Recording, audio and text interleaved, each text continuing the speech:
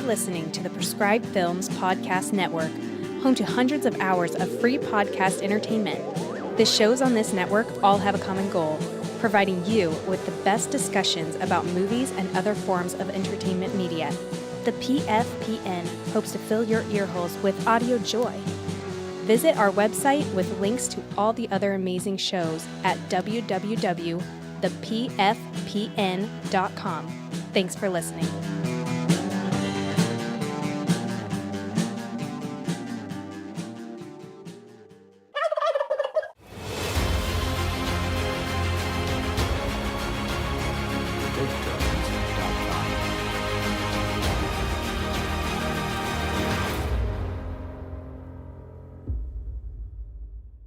It used to be that calling a film a turkey was an insult. Nowadays, there's actually an audience for some of the worst movies ever made. Baby, you are gonna go broke showing turkeys like these. Now we're talking turkey.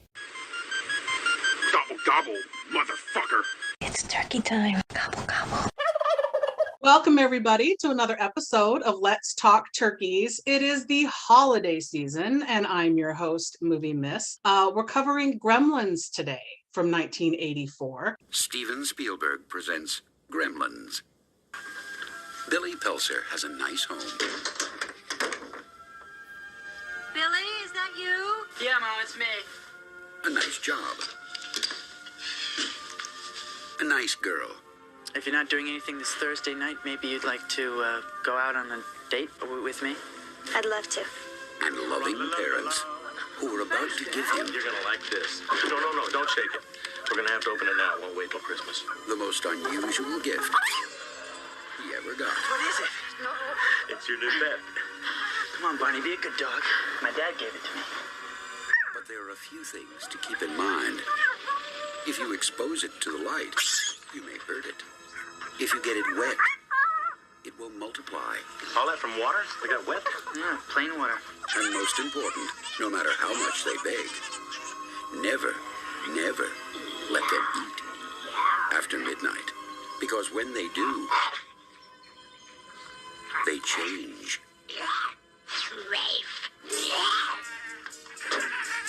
They become clever, mischievous, What's going on here? and dangerous. Gremlins, huh? Little monsters. Right. Hundreds of them. Well, I don't know, maybe thousands. They've been here too. Billy, what are these things? Where did they come from? Look, I know it sounds crazy, I know. But in a few hours, you're gonna have a major disaster on your hands.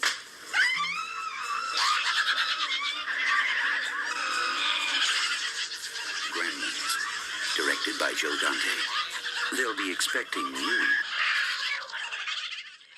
And I am being joined by my co-host, Drive-In Dave. Hello, sir. How are you doing? Very good. Hello to everyone, and happy whatever it is you celebrate this time of year. Exactly. Happy holidays to all. Yes. So I mentioned we're covering Gremlins, and people out there, before you attack me, I am aware that this is not technically a turkey. It has a Rotten Tomatoes critic score of 86 and an audience of 78, and it is a beloved film. My co-host really likes the film. So basically, the reason we're covering it as a turkey is because I do not like it. It is a turkey to me. Therefore, since it's our show, we're covering it. Boo, you don't like it. Boo. So let's cover that real quick, shall we? I don't care for this film. When I saw it when it first came out, I was young. I was an older teenager, but I had younger sisters. So we were the target audience. We very much enjoyed it because it was crazy, bonkers, the creatures, the chaos, Gizmo, the whole thing. We were just in love. Like, what are we watching? Oh my God, this movie's great. Then the years go by and I watch it every once in a while. Well, I just realized that 20 years have gone by since I've last watched this. Wow. And to me, 50-year-old me, this movie, I have no children to watch it with. It was just me sitting watching it. It does not hit the same. It does not hold up. So I found myself in this 106 minutes struggling to get through the movie. You're laughing at me. I kid you not. It was so hard for me. And we'll get into it as we do the plot walkthrough. I want to apologize at the top to anyone who loves this movie. I'm not shitting on you or the fact that you like this movie. God bless you all for loving it. It's not my bag. It's not a movie that ages very well. I think you get a lot of that with 80s movies. Of sometimes they do not age very well, whether it's the practical effects people don't like or the cheesy humor, sometimes the acting, just even the premise alone sometimes just doesn't age properly. I think it does help if you go in thinking it's a cheesy movie. And I think it also helps if you just kind of you don't lose that childlike wonder. You know me, I'm like full on cartoon kid nerd. I mean, I just recently discovered My Little Pony like a couple of years ago, and I get so much crap for loving it, but I'm like, it's an adorable show, man. I mean, like you're a brony. Yeah, well, okay, I'm not a brony. I cannot say I'm a brony. I mean, okay, I do have a little bit of a cartoon crush on Pinkie Pie, but that's something different. That's a different show entirely. That's a different thing. But I mean, it's like, I enjoy that stuff because it kind of keeps me in touch with that childhood innocence. And I feel that with Gremlins. I mean, ever since I was a kid, this movie just really hit me. And like every time I watch it, I find something new I enjoy. I mean, do you find yourself going back to it at the holidays, like over and over? Oh, yes. It's actually a couple of years ago. This has become my Christmas movie. I watch it every year on Christmas. It's like this and Muppets Christmas Carol are the two Christmas movies I will watch. Bro, Muppet Christmas. Muppet Christmas Carol. I mean, it has Hoagie from Jaws 4, Michael Caine. Michael Caine's amazing. Come on. it's and then that was the movie that made me fall in love with Rizzo. I mean, that rat is so freaking amazing. Yes, he's my favorite. To me, that's the best Muppet. Yes. But okay, reel it in. Back to Gremlins. So we've established your love of the film, but you said recently your girlfriend, who is a Gen Zer, has watched it for the first time. I'm wildly curious what her opinion was watching an 80s film like this for the first time. It was interesting because apparently her mother has tried to get her to watch it. She had no interest into the movie whatsoever. She finally broke down because she's been making me watch all these horrible movies with people that she likes that I don't want to watch. We will name one, The English Patient. Boo, English Patient. So I think she kind of did it a little bit because like, okay, well, I'm watching her stuff. She wants to experience stuff that I enjoy. Which fair. And then, I feel that's fair because I do the same. And so she actually came out liking it, like not loving it, but she said it was cheesy, but it was a lot of fun and it was really cute. And she loves Gizmo. Gizmo is so adorable to her. Yes, I will say that is the one redeeming thing in this movie for me is Gizmo. Howie Mandel does his voice. Yes. And he's so damn cute. I will give it that.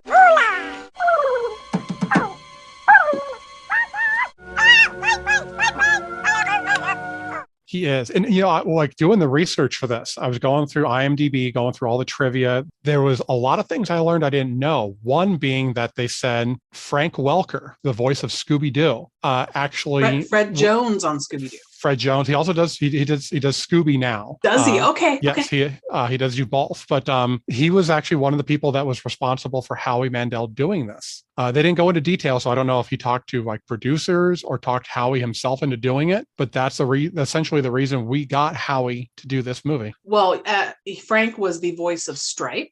Oh, that's right. So maybe they were friends, and he was like, "Hey, I got this gig. Maybe you should, be a part of it." I could see that because I think Howie does do quite a few voices. I do remember Bobby's World. I mean, that was a huge thing growing up as a kid. I never got into it, but I remember it. So we should mention a few things here. It is rated PG. The ratings around on the internet and whatnot in recent years may have been updated to reflect the PG-13. However, when it came out, it was PG. Mm-hmm. And research, I'm sure you came across this. Spielberg is basically Gremlins and Indiana Jones and the Temple of Doom are responsible for creating the PG-13 rating. Yes. And when you watch this back, I can see that this needs to be PG-13 because a lot of people, and I was talking to my husband about this and he was shocked, consider this a children's movie. Mhm. and especially a Christmas children's movie. This is not a children's film. This is a horror comedy. And Joe Dante, by all rights, I read interviews, he intended to make a horror comedy. Yeah. And boy, did he. Oh, he delivered. Yeah. I mean, like I was doing the research. There was like scenes that I read that were in the original script by Chris Columbus that did not make it. And I was like, yeah, if you would have put that in there, this would have been much darker. So this movie should be PG-13. And like I said, after this is when it was created. Directed by Joe Dante, who also did Piranha in 78, The Howling, and then later did The Burbs. This was right up his alley. And it was a lot of fun to see a lot of his people from other movies in this movie. He's one of those directors that likes to keep his camp together and put them in everything he does. And I love that about directors. So written by Chris Columbus, as you mentioned, who had written this years earlier, like 81, and Spielberg optioned it for Amblin Entertainment to produce it, but it didn't happen for another few years. Mm-hmm. But the interesting thing to me is Chris Columbus only wrote a few things. And this one is good. I mean, the script is good, dark. Very. But I feel like he's a much better director, Chris Columbus. Adventures in Babysitting, Home Alone, Mrs. Doubtfire, a couple of the Harry Potter. Like he's just to me got a way better knack for directing. I mean, the only other thing of note that he wrote that I really enjoyed was The Goonies. So yeah. Yeah, I can see that. It feels like he is more of a director than he is a writer. Because even like as much as I love this movie, the plot of this movie is so ridiculous that you're kind of like, okay. I mean, I think I even saw something where they said Dante was even like he couldn't understand why this movie was so popular. And I kind of wonder if some of that because of the script, because it's a weird movie. Yeah. The story, though, that Chris Columbus came up with for Gremlins was actually based on a Roald Dahl book from 1943. Who also this guy wrote, Charlie and the Chocolate Factory, and other bizarre type of tales. So this kind of tracks that that the mention of gremlins and the talk of these creatures would come from a mind like that. So I thought that was interesting that he got the idea from that. So this film, because Spielberg, a budget of 11 million, which you can tell they spent every last penny of that. Oh yeah, the puppets for the Gremlins, they said cost between about 30 to 40,000 for those, and that they were so concerned about them that they would check the trunks of everyone who left the set to make sure no one was stealing the Gremlins. So it did a box office worldwide of 212.9 million. Ooh. So it was a huge success. Obviously, they greenlit the second one. It was filmed mostly on the Universal backlot in California and Warner Brothers Studios, which you'll recognize the town square shots from other films like Back to the Future and stuff. That was like one of the first things I wrote down because I did not realize that until I saw it. And now I actually want to go back and watch it again to see the resemblance. It'll be all you can see now. So the film's score was Jerry Goldsmith, who also, he was legendary in Hollywood. He did Alien, Star Trek, Poltergeist, you name it. Great score. And you can kind of hear his touch on this. So the whole film, by all, intents and purposes, works. However, again, my beef with it is it's a horror film, not a children's film that just doesn't hit right. It's that weird mix for me. Yeah. So we'll get into that. Be patient with me. Okay, IMDb plot. A young man inadvertently breaks 3 important rules concerning his new pet and unleashes a horde of malevolently mischievous monsters on a small town. Okay, malevolently mischievous monsters. Say that 3 times fast. That's whoever wrote that is obviously a fan of poetry, because I do the same thing to try and make it sound flowery and important, and then you come out like annoying people. Yeah, I'm never a fan of the IMDb plot. It's like anybody can go in there and write one. Sometimes like my former co-host Nikki Flicks would always say she wants to go in and fix them. So I always wonder if she ever did. All right, let's jump into this film. So the movie opens on a man walking through Chinatown. We learn his name is Rand Peltzer, and he is played by Hoyt Axton. And my husband had to point this out to me. Hoyt Axton did a number of things in his career. Besides acting, was a musician, all kinds of stuff. He actually wrote quite a few songs, one of them most notably being Joy to the World. by Three Dog Night. Yeah, I learned that just recently too, and that shocked me. I Yeah. always wondered who this guy was because I love him in this movie. Yeah, very talented man, apparently. So the film opens with him walking through Chinatown, and he says over narration, he is an inventor and his name is Rand Peltzer, and he has a story to tell us. So we find out now, we follow him. He's not only trying to sell his inventions, but he's also trying to find a Christmas gift for his kid, he says. So he follows a young Chinese boy that's taking him down to his grandfather's shop underground. Sketch. That's where all the best presents come from, though. I mean, this is the kind of shop that would have like a monkey's paw. Yes, yes, and you can even see tarantulas, and there's so many candles, it's wildly unsafe. Rand shows the grandfather his newest invention, the travel buddy, and he's so excited about it. He gives him his card, and he says, "Yeah, I can get you a dozen," and he's just trying to hard sell. This guy's just standing there with like poker face, and that is Key Luke, who he had the one eye contact, and my husband goes, "Hey, you know where he's from?" And it took me a second, and I was like, "Kung Fu." Yep. When I was doing the research thing, I did not know this, but he was not originally one of the people considered for it. Two people they considered for it were John Pertwee, who was Doctor Who, and the other one is another famous Asian actor, Mako. And really, I freaking love Mako. I mean, that man. Wasn't he in Surf Ninjas or Sidekicks? One of those. He's been in pretty much everything. I mean, I know him the most from he did some appearances in MASH. And then he was the voice of Aku in Samurai Jack. Okay. But as much as I love him, I cannot picture anybody other than this guy playing that role because he's so good. Totally. So he's got the poker face going, but Rand gets distracted because he keeps hearing these little cute noises coming from a small box in the room. So he opens it, and the young Chinese boy comes over and says, "Oh, that's a mogwai." And the little mogwai is singing and humming. And of course, like we mentioned, Howie Mandel. It's so cute, I will say. I love Gizmo. I'll give it that.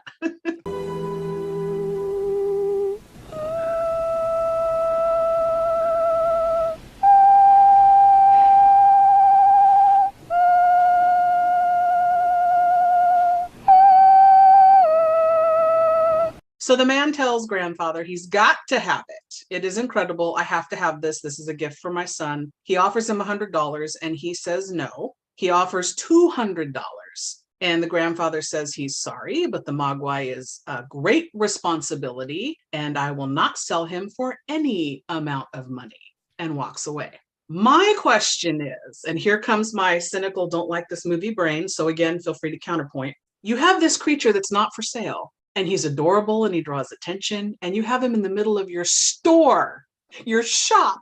Is he trying to tempt fate? What is happening here? I mean, like maybe from a business standpoint, it's like the hook to get people in, like when you put puppies in like the window to get people to come into your shop. Maybe it's something like that, Okay, I'll buy that. So the boy now kind of gets frustrated that his grandfather is not going to make some money today. So he tells Rand, "Go wait outside and I'll be right out." So the boy gives him the mogwai in the back alley transaction. Yeah, because like everyone knows, all good transactions happen in back alleys. Hey, I mean, child's play. Nothing good can come from a back alley transaction, people. So then he proceeds to tell this idiot, "You've got 3 rules you have to follow." Okay, the fact that this guy's trying to sell you his wares and not really paying attention should clue you in that he's not going to be responsible. But okay, the 3 rules: keep him out of the light. He hates bright light and sunlight will actually kill him. Keep him away from water. Don't get him wet. And don't give him any water to drink. I was like, well, then what does he drink? Yeah, because cow's milk. Yeah, because if you think about it, it's like water is in almost everything. So it's like, it's not like he can crack open a Pepsi or a beer or something. Right? Maybe he doesn't need to hydrate. I don't know. And then lastly, and never forget, never feed him after midnight. I have a huge problem with this rule. I think I know what it is, because it's probably the same problem that the actor who plays Billy has the same exact issue. I'm going to assume your issue is that it is technically always after midnight. Yes. And also he's a Chinese import, this mogwai. So he's probably on Asian time. I didn't even think of that. I'm like, what time clock is he on biologically? Like, it's always after midnight. Son of a bitch, you're going to ruin the movie for me. No. This is just me overthinking everything. Damn you and your logic. One of the rules I've discovered, the no bright lights, was actually from Joe Dante, because it was a trick he used on The Howling, because they didn't quite master the special effects. So if you kept everything in the shadows, you wouldn't see like any little like minor mistakes. So makes sense. It's brilliant. So we cut now to some Christmas music playing as we see an Indiana Jones parody style billboard for a local radio DJ. Nice touch, right? Oh, yeah. We get title card and credits start to roll as we see a snow-covered outdoor town square in small town America. Kids are snowball fighting. The tree lot is buzzing. Then we cut over to Billy and his dog Barney trying to start Billy's VW Bug, which is covered in ice and snow and is clearly not going anywhere. And I know you recognized good old Barney, the dog here. I made sure to put that in the notes, but I knew you were going to bring it up because it's a very recent actor we've discovered. Yes, this is the very talented Mushroom the dog, which we discussed on our Pumpkinhead episode. So then we see Mr. Futterman, and this is the amazing character actor, Dick Miller. I wanted to mention, obviously we discussed him, Turkeyverse, he was in The Burbs, Tales from the Crypt, Demon Knight, but he is a Joe Dante favorite, and I love that. Again, like I said, when they keep it in the family like that. Oh yeah, but he is such a great actor, and it's like he's never like a starring role. He's always just kind of like a background character or something like that. But he just does such good work. You could picture him in like everything he does. Like, yeah, this is the kind of guy that would be in a movie like this. Yes, he is a retired World War II officer, and he now is driving the snowplow, and he happens up on Billy's house, and he's like, hey, let me help you get your car started. But Billy declines his help, and he says, I'm late for work, I better go. So he and his dog run off into the snow. Okay. Then we cut to a movie theater that he's running by. And the two movies that it's showing, did you catch those titles? I saw them. I knew they were something, but it wasn't until I did the research that I discovered what they were. A Boy's Life, which was the working title for E.T. and Watch the Skies, which was the working title for Close Encounters of the Third Kind. Okay. At this point, good job. I was going to say, at this point, we pretty much just discover how much of a whore Spielberg is, that he's just got to like throw everything out there that's like, oh, by the way, I did this and this. Oh, he even whores himself into the movie later, which we'll discuss.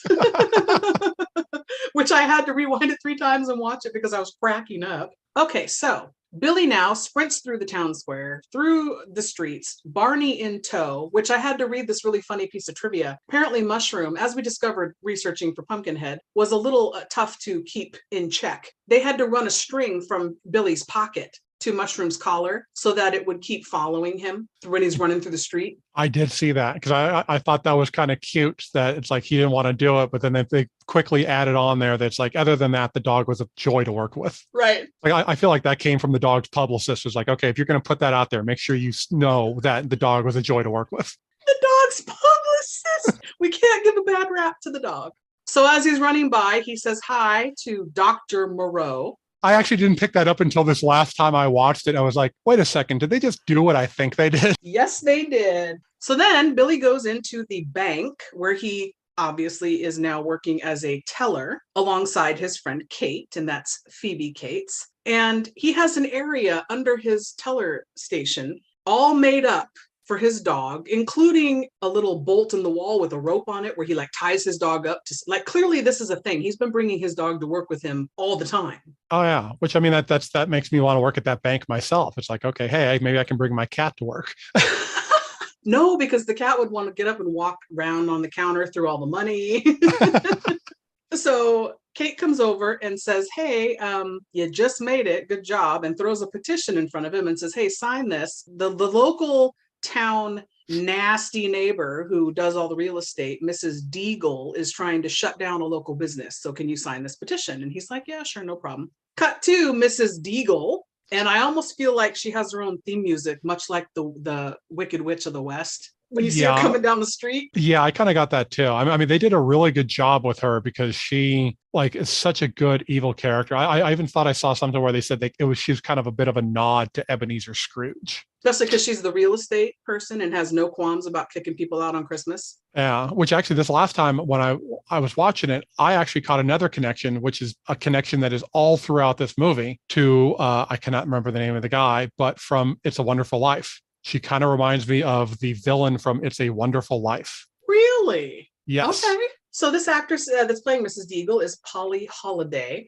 And for people versed in 70s culture, she was on a very famous sitcom called Alice. She was Flo, the sassy waitress. And I 100% love her as Mrs. Deagle. And that's saying something for me. If my favorite characters are the sweet, cute Gizmo and the evil real estate, person. It says a lot about me right now.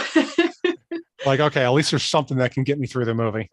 Right? I was living for like, when is evil Deagle going to show up and do something horrible? So she's carrying a snowman head and headed for the bank. And in case the look on her face and her attitude in this are not enough to get the message across about how nasty she is, she tells a woman right outside the bank that her and her children are deadbeats and quit asking for freebies on your rent. I don't care if it's Christmas. And I'm just like, damn, bitch. Like, she has no qualms about this. In public, she doesn't care. Oh no, she owns the fact that she's a bitch. She's like, no, I'm a bitch. I will wear the shirt saying bitch right here. And this woman and her children, again, a quick tie-in that is on the street there. She was also in The Howling with Dante. I did not know that part.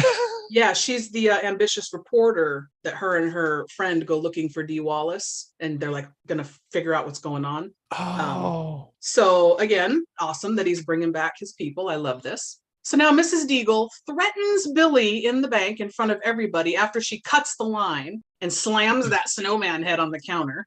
This is my imported Bavarian snowman, and he's broken because of your dog, blah, blah, blah. And I like how she says she just knows it was his dog. So she didn't actually see it happen. No, she's just evil, and so she automatically assumes everything bad involves the dog. So this is where we're 12 minutes into the film, and in my mind, again, 20 years removed, I forgot. I'm thinking, oh, Christmas children's movie. This is where the first horrible thing is going down, and I'm like, ooh, I hope nobody under like 15 is watching this. Because she says to Billy, hand over your dog. I know he broke my snowman. Hand him over so I can take him to the pound and have him put to sleep. And Billy's like, what? She goes, well, it's either that, or if I catch him, I'm going to give him a slow, painful death, like put him in my dryer on high heat. I'll catch the beast myself. Maybe I'll put him in my spin dryer on high heat. Then he'll get what he deserves. A slow, painful death. I mean, it's horrible. What? It is. It isn't completely horrible, but you cannot deny the fact that the way she says the line is just amazing. She just, like, if you didn't know she was evil before then, the way she says it, you're just like, ooh, bitch, I can't wait till you die. Yes. But I thought to myself, oh my God, my little sisters were like under 10 watching this. Unbelievable. But you know what, though? The one thing is, I did learn by talking to one of my sisters years later, is that they were so little that most of the dialogue they didn't catch. It just went over their head. They were just in it for the Gremlins.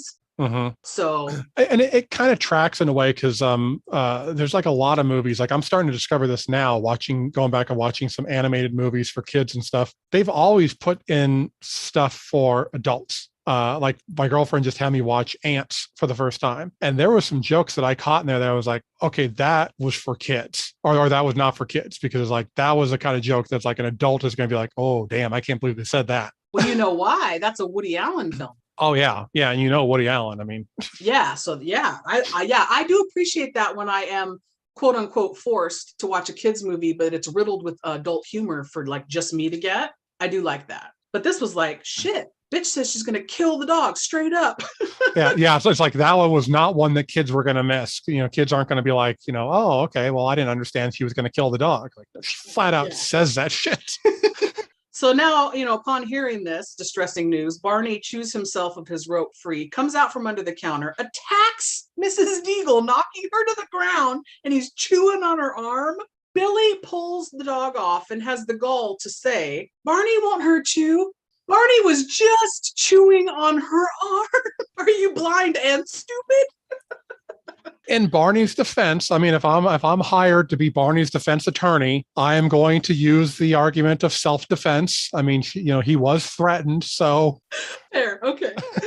So the bank manager and a VP, played by Judge Reinhold, which I was like, hey, babyface. They come over and they chastise Billy for bringing the dog to work.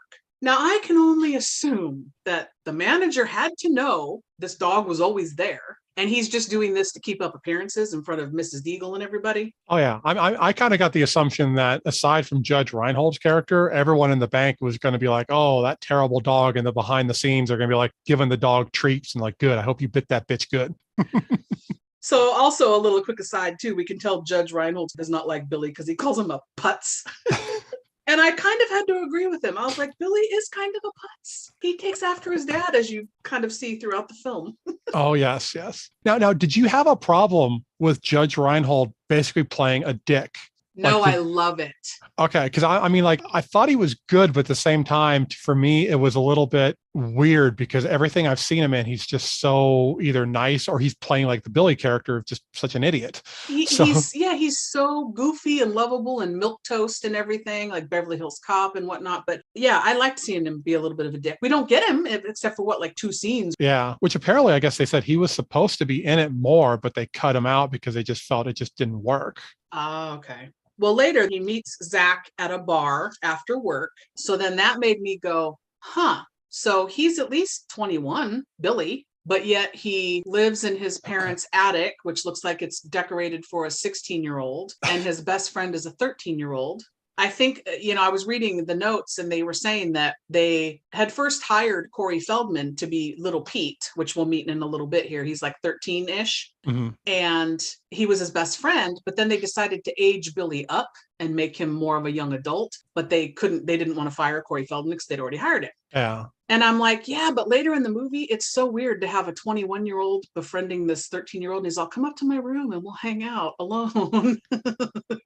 It does seem weird, but it's like, I mean, I guess I kind of identify with it because that childlike innocence of like, I've got a lot of friends that are younger. I mean, like I said, I'm dating a Gen Zer. So it's like, it's kind of one of those things like some people just have that personality. So that's what I assume. Yeah. There's a scene that happens later that we'll discuss that makes me think the exact same thing you're thinking. Okay. But before we go too far, there was a special guest appearance in the bar. And I want to see if you picked up who it was. Is this the scene with Chuck? Yes. I finished the whole movie and I went, where the fuck was Chuck Jones? I did not see Chuck Jones anywhere. He was in the bar.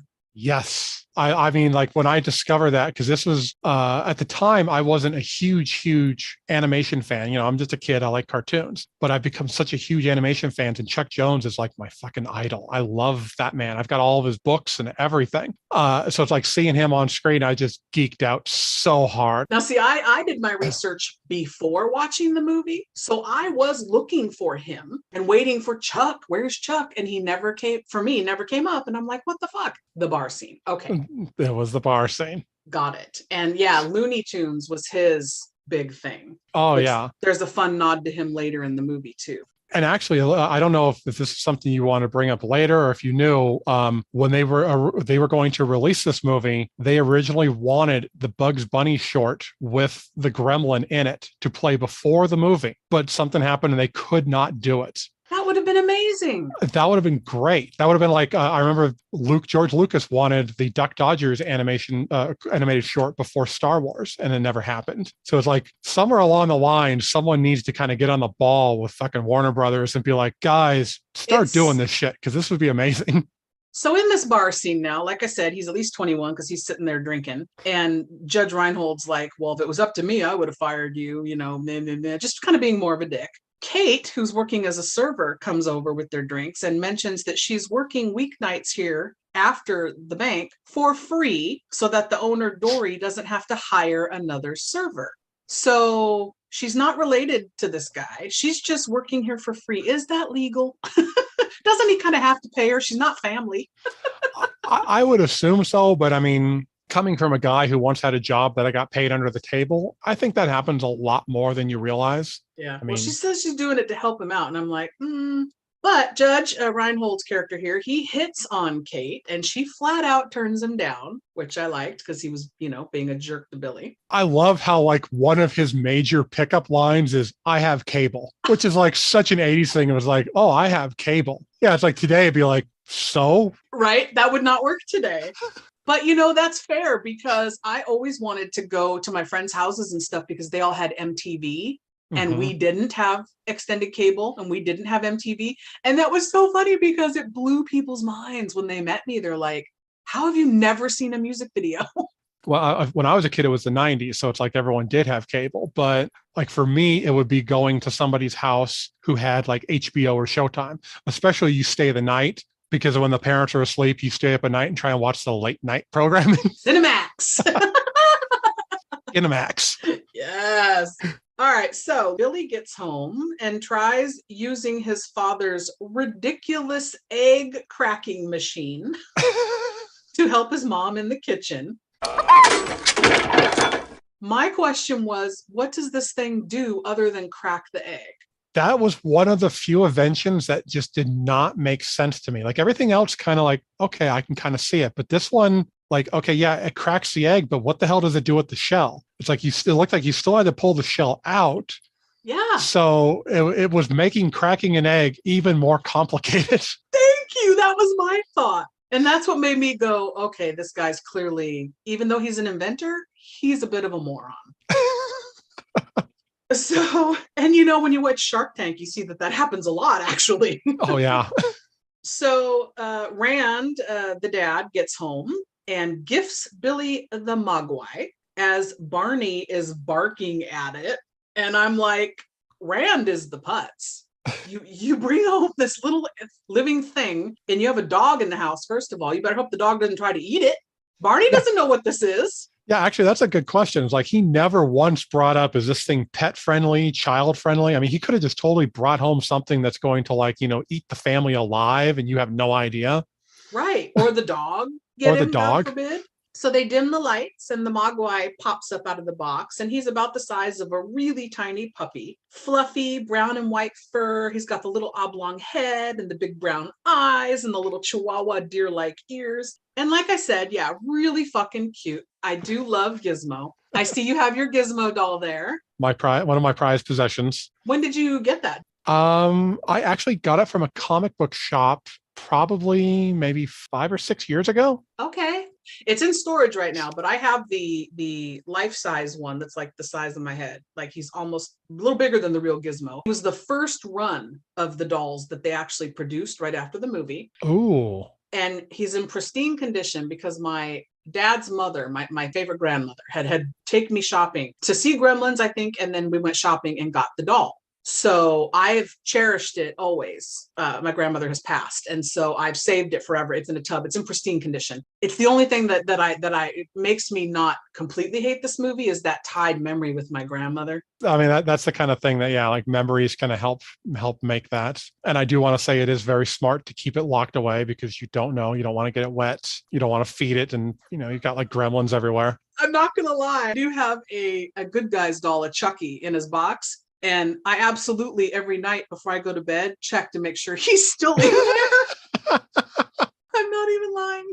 And same thing with my Blade, my little puppet master Blade. He's still in the box too, and I check every night to make sure he's in there. Hey, no judgment. To this day, there was a video I saw a long time ago. I don't know where I saw it at, of a snake coming out of a toilet. And to this day, I cannot sit on a toilet without double checking to make sure there's no snakes or spiders or, and I know I'm going to sound like a freaking nerd, sharks. You just never know what's going to come up and bite you in the ass. So it's like, I got to double check. We've gone down a rabbit hole. So I'm going to tell you one more quick thing then. I have a recurring nightmare. And I think this is because Jaws is my favorite movie. And I saw it when I was young, that I'm in the shower, like standing in the tub, and I'm dressed and I'm in there and the bottom gives out and I fall into the ocean and there's Jaws is in there. So I'm nervous like every time I take a shower.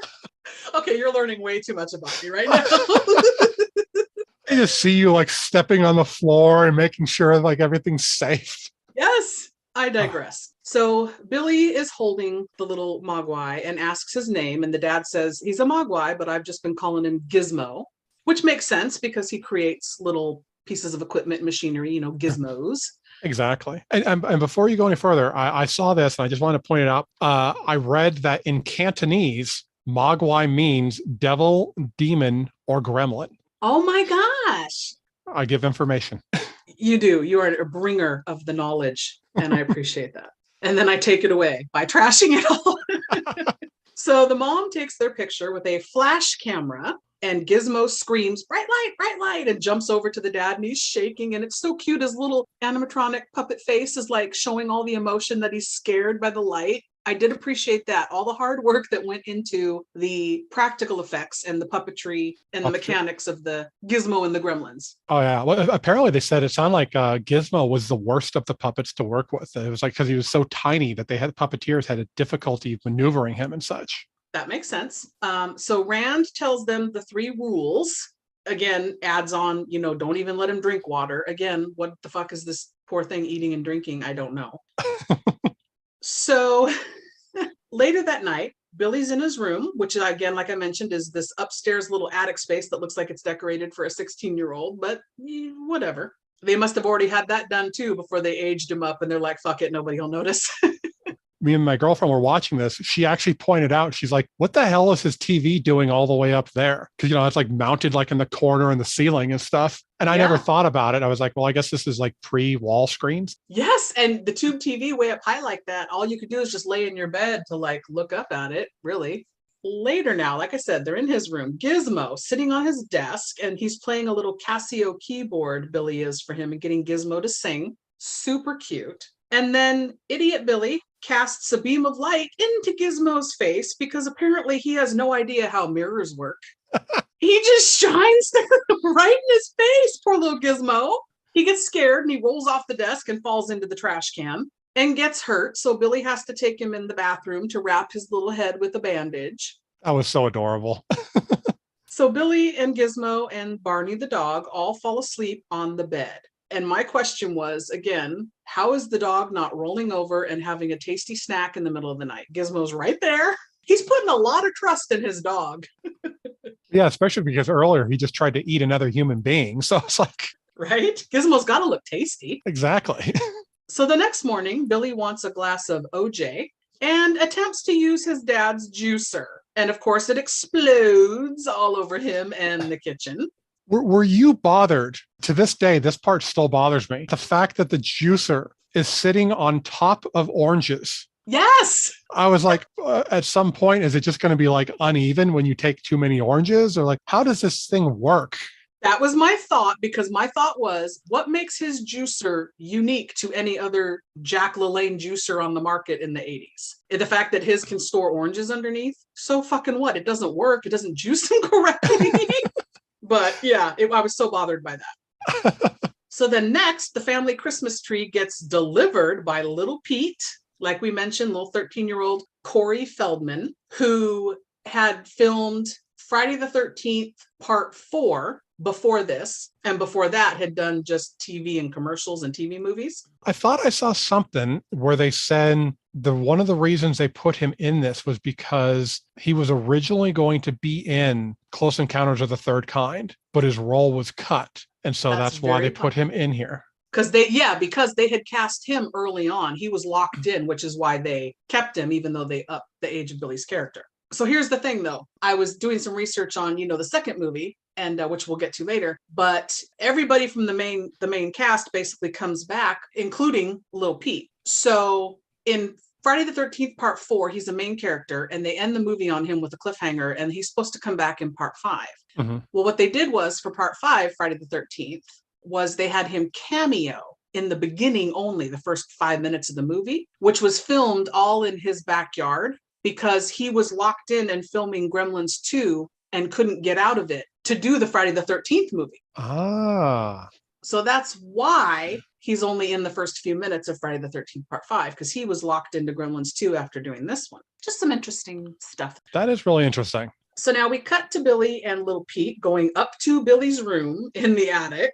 And they find the dog and Gizmo. Gizmo's watching TV, and he's watching this old black and white movie with sports car racing and stuff. I don't know, Humphrey Bogart or somebody. And he's going, vroom, vroom, vroom, and he's like pretending like he's driving a car. It's so cute. That's exactly what the girlfriend said. It was just every time Gizmo comes on screen, like, oh, he's so adorable. So they take Gizmo over to the desk, and after a minute of Pete playing little peekaboo with him and getting him to blink his eyes, which is also cute, they accidentally dump water on his back. So Gizmo screams and his little back is bubbling, and little fuzzballs just boop, boop, boop, fly off of Gizmo, and they grow into 4 other fluff balls. And then up into little mogwais. So we got 5 Gizmos. An interesting production note on that. Apparently, the way they did that was the balls were balloons covered in fur so that they could expand and look like it was growing. That's I was so like, smart. I love learning this behind the scenes, how they do this stuff. It's so cool. Now, see, again, that lends to my argument of practical effects all day, every day. Let's do it. This movie cannot be remade today because I don't want to see like CGI Gremlins. Yeah. So they count them up, and they notice that there's one that has a little bit of a white mohawk, and they call him Stripe. And Pete tries to pet Stripe, and he snaps at his finger. And Billy's like, ooh, these ones are not like Gizmo. No, these are dicks. So Billy goes down to talk to his dad, and we see he's working on a card shuffler dealer type machine. And he cuts Billy off and is trying to show him his improved bathroom buddy gadget, now with shaving cream and a disposable plastic razor attached to it. Is he supposed to come across as a moron? I kind of wonder. I mean, what's so brilliant about that is, like, looking back on it now, I just recently discovered that even though he followed the script, apparently a lot of his lines in the movie are completely ad-libbed. So like, this is him just basically riffing. Okay. That's just what makes it so great, because he does come off like a complete idiot. When he finally gets a word in, Billy tells his dad, look, the mogwai apparently multiplies with water, and takes him to show him. Stripe seems to be the leader of the new little gang, and even spits a nasty orange loogie at poor little Gizmo. Billy tries to tell him the new ones are not like Gizmo, but of course, the dad sees dollar signs and says he bets every kid in America would like one of these, the Peltzer Pets. They might even replace the dog as the family pet. And I audibly went, fuck you, at the screen. I was so mad at this guy. He's all about the money. So later that night, Billy wakes up because his dog is whining, and he goes outside to find Barney strung up in the Christmas lights on the front porch. Oh, that was such a shock. I mean, like that's another part that, going back to what you said, like, this does not feel like a kid's movie. I'm not even a dog person. I mean, I don't hate dogs, but I'm not a dog guy. And I felt so horrible for that dog. Yes, what are they doing? And, we know it's the Gremlins, but maybe they're assuming Mrs. Deagle or something. I don't know. Because they're sitting and trying to discuss, him and the parents, what happened. And of course, the dad is sitting there playing with his little fucking inventions, barely paying attention to his kid. And, frankly, these inventions look very bulky, cumbersome, and just downright unsafe. He's got a motorized hammer. He's got the spinning quadruple fly swatter thing. What the fuck is he doing? He's trying to make life more easy by making it more complicated. Totally. So Rand says, fine, I'll take the dog if you're worried about him. I'll take him to grandma's on my way out of town, and I'll pick him up on my way back, and we'll be home in time for Christmas. Great idea. Protect Barney at all costs, please. Oh, yeah. I was worried about him.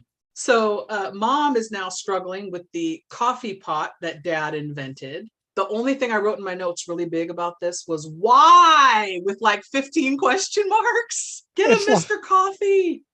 It's like, at that point, you really do wonder, it's like, what is this guy inventing? Because this is the worst coffee pot I've ever seen. I mean, it literally looks like black tar. It's just so horrible. And I'm here to report, as being alive in 1984, coffee pots already existed.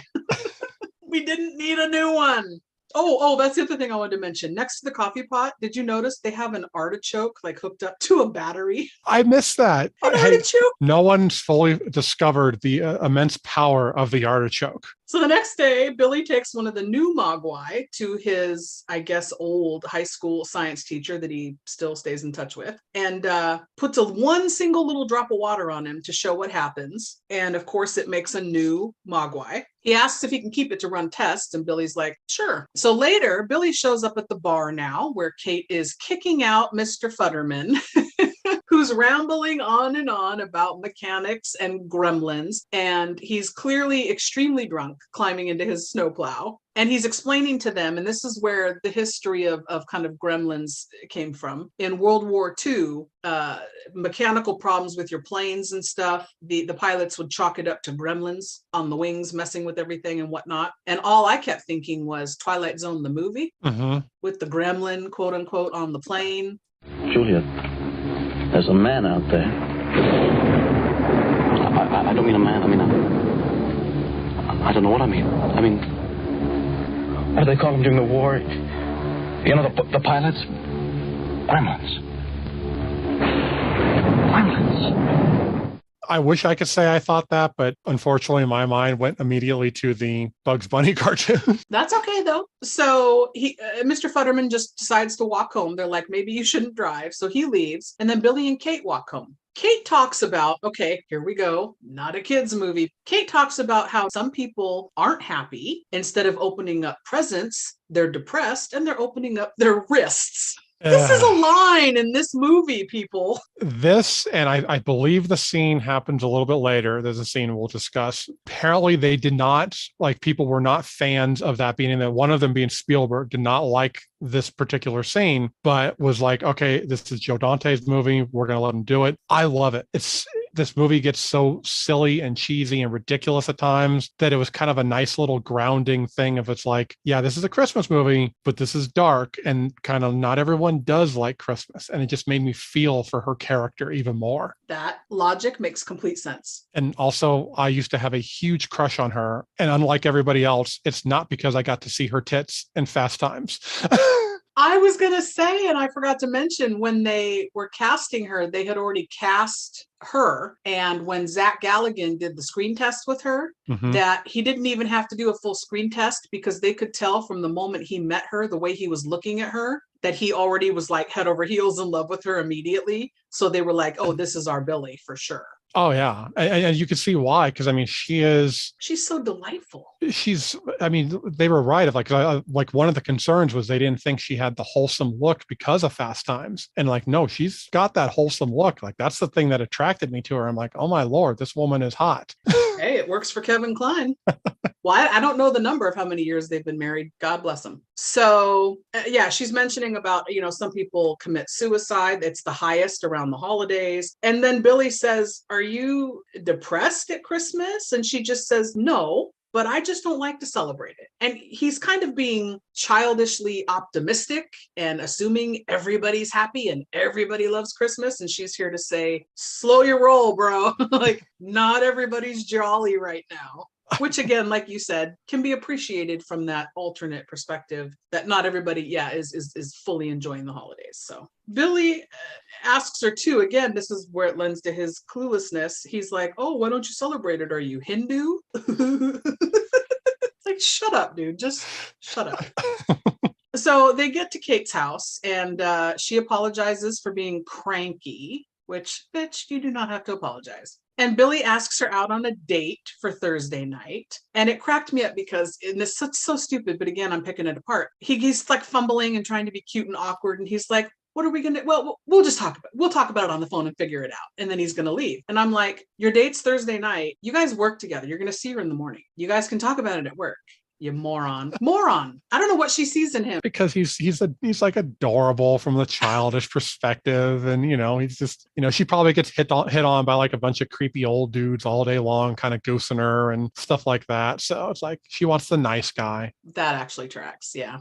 So next we see a quick cut of the science teacher with his Mogwai in a cage, and he takes some blood with a syringe. And I like how he assumes the Mogwai understands him. He's like, this isn't going to hurt at all. And he sticks him and he's like, ooh, and the Mogwai reacts to it. So the Mogwai clearly like understands that this guy's lying to him.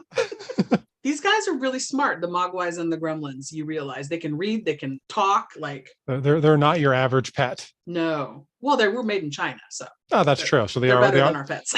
Yeah, they're straight A students, great at math. Right. So back at Billy's room, Gizmo is looking at a comic with 3D glasses, just chilling. And the 5 Mogwai are all in a trunk on the floor, causing a ruckus. Billy looks at the clock and realizes it says 11:40. It's 20 minutes to midnight. And he says, oh, well, it's not 12 yet. So I'm going to go get a snack for the Mogwai. Gonna let that one go. We've already discussed my issue with time. The time is terrible, but also it does feel like, okay, that is the worst time to give the Gremlins food, because it's like, okay, I can see if it's 10 o'clock, 9 o'clock, but yeah, you're so close to midnight that it's like, are you sure they're going to get done eating in time? What about digestion? There's a lot to process there. Cutting it close. Yeah. So he's playing it fast and loose. He goes down to the kitchen. He opens up the fridge, grabs an uncovered plate of a whole bunch of chicken drumsticks just sitting there piled on a plate.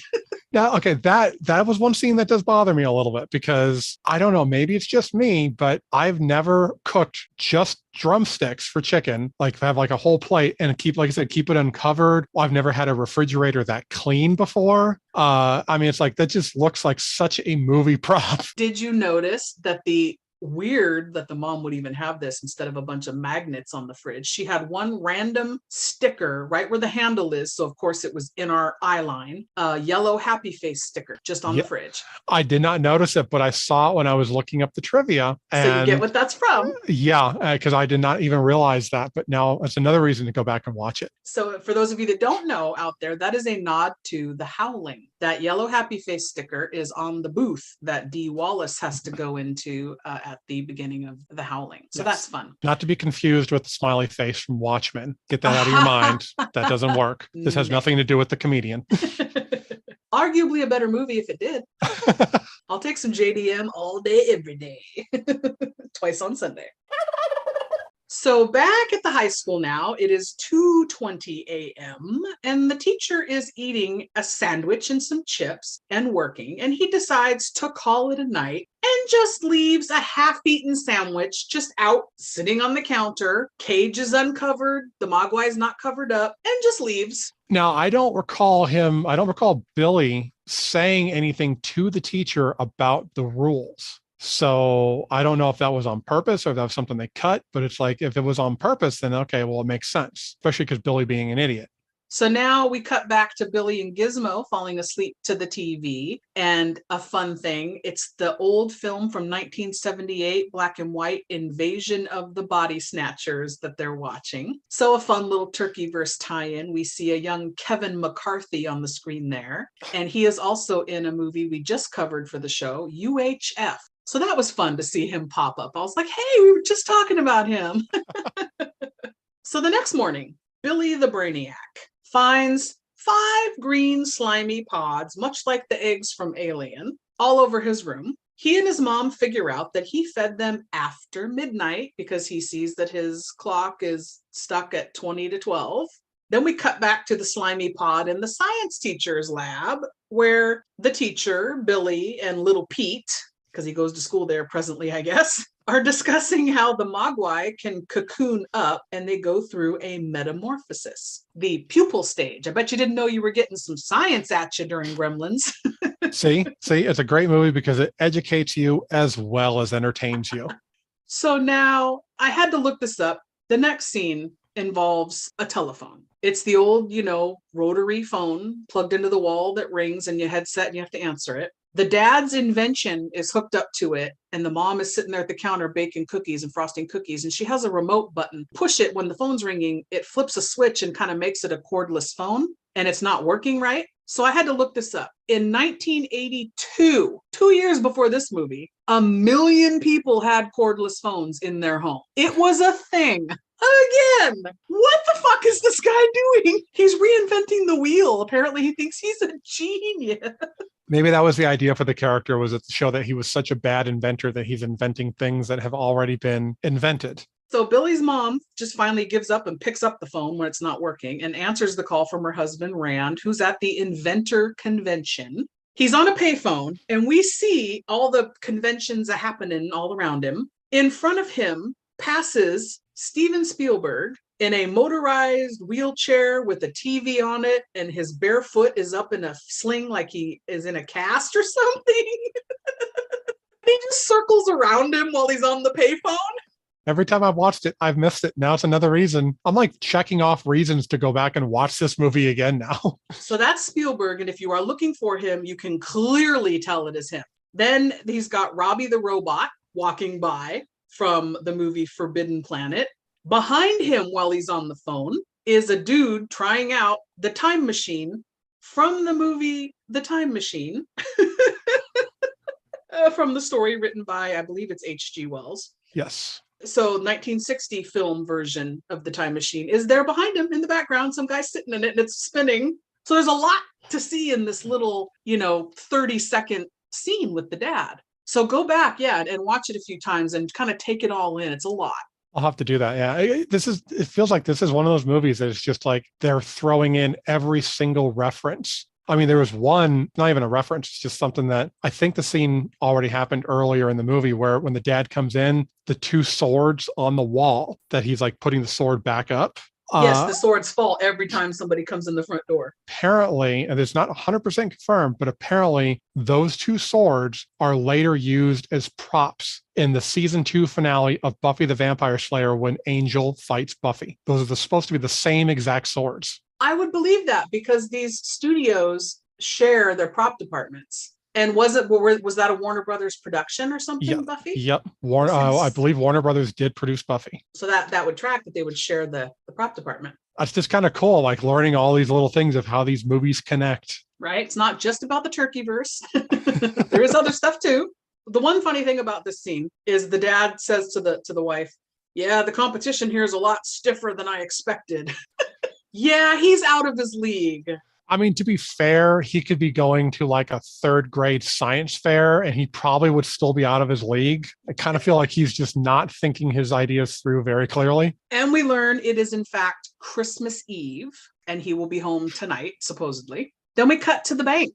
Mrs. Deagle cuts the line. I don't care how much of a bitch you are. You're not going to cut me in line, because she doesn't want to complain about anything. She wants to make a deposit. She gives the deposit to Billy and she's like, "I need this deposited." Cuts the line for a transaction. That's kind of why I was getting the feeling of, I think it's Mr. Potter. I think that's what it is, Mr. Potter from It's a Wonderful Life. I think that's kind of why I got that feeling from her, because everyone is so scared of her because of the real estate thing. It's like, yeah, it's like, if you do that here in my town, I don't care who you are, someone cuts in line, you're getting smacked in the back of the head. So it's like, or at least, someone's going to get in your face with a mask on and yell at you.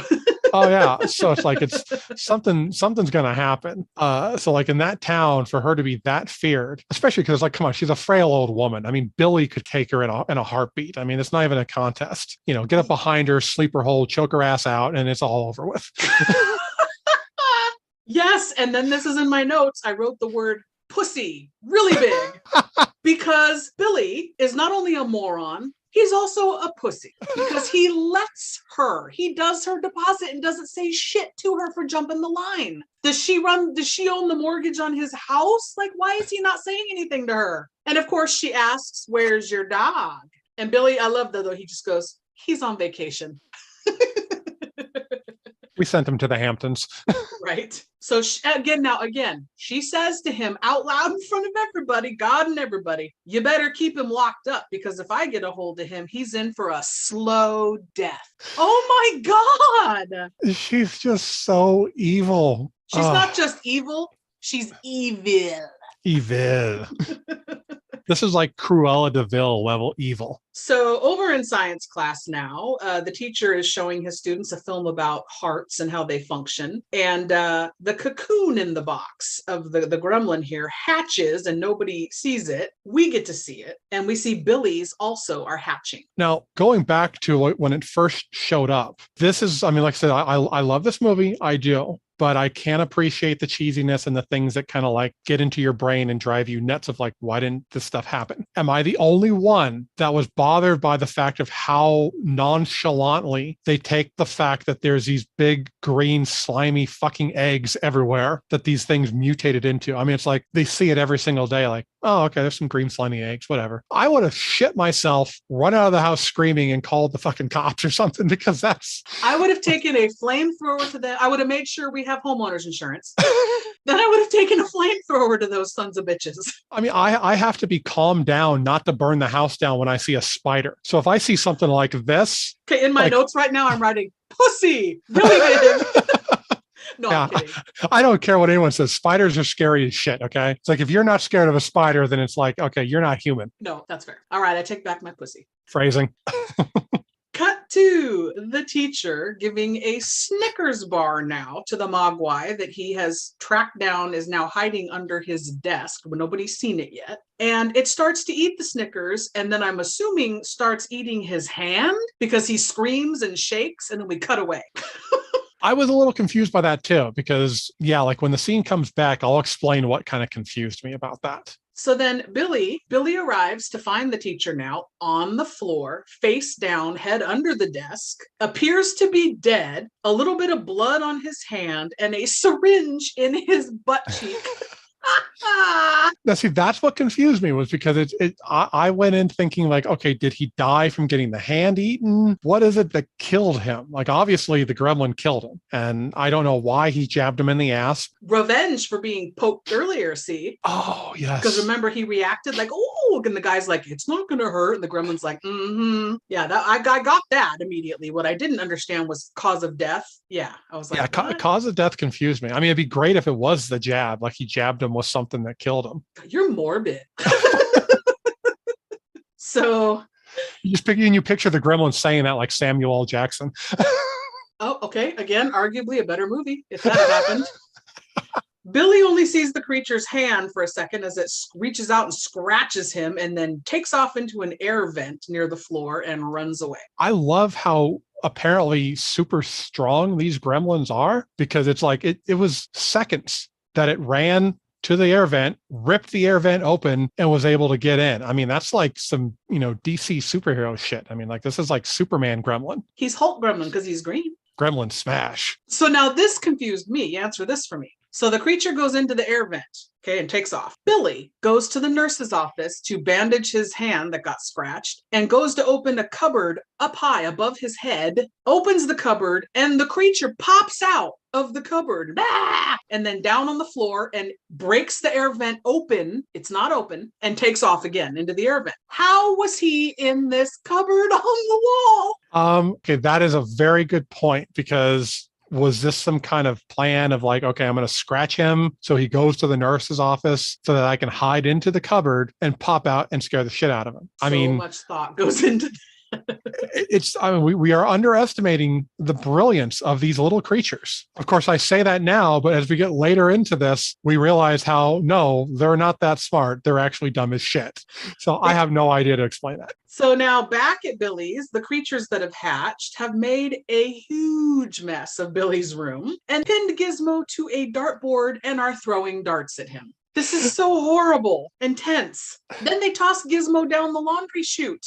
I was actually relieved for him. I was like, thank God he's going to be safe now. I want to feel bad for Gizmo. I do, but these gremlins are so stupid. It's like watching a Three Stooges movie. You just can't help but laugh at the idiots. Good point. So Billy's mom takes a large kitchen knife and goes upstairs to see the hatched pods and all the mess. And then Billy calls his mom and tells her, get out of the house. The gremlins have hatched, get out. So now at the house, we see Billy's mom comes across one of these gremlins eating cookies in the kitchen. And they all look a little different. I noticed this one was very dark brown with some tan patches on him. And they gave them all like their own little look and personalities, which I did pick up on. I think that's what helps make it so iconic, is that you do feel like you can actually go into this movie and have a favorite gremlin, because it's like everyone does have their own personality. I mean, I do actually have a couple gremlins are my favorites.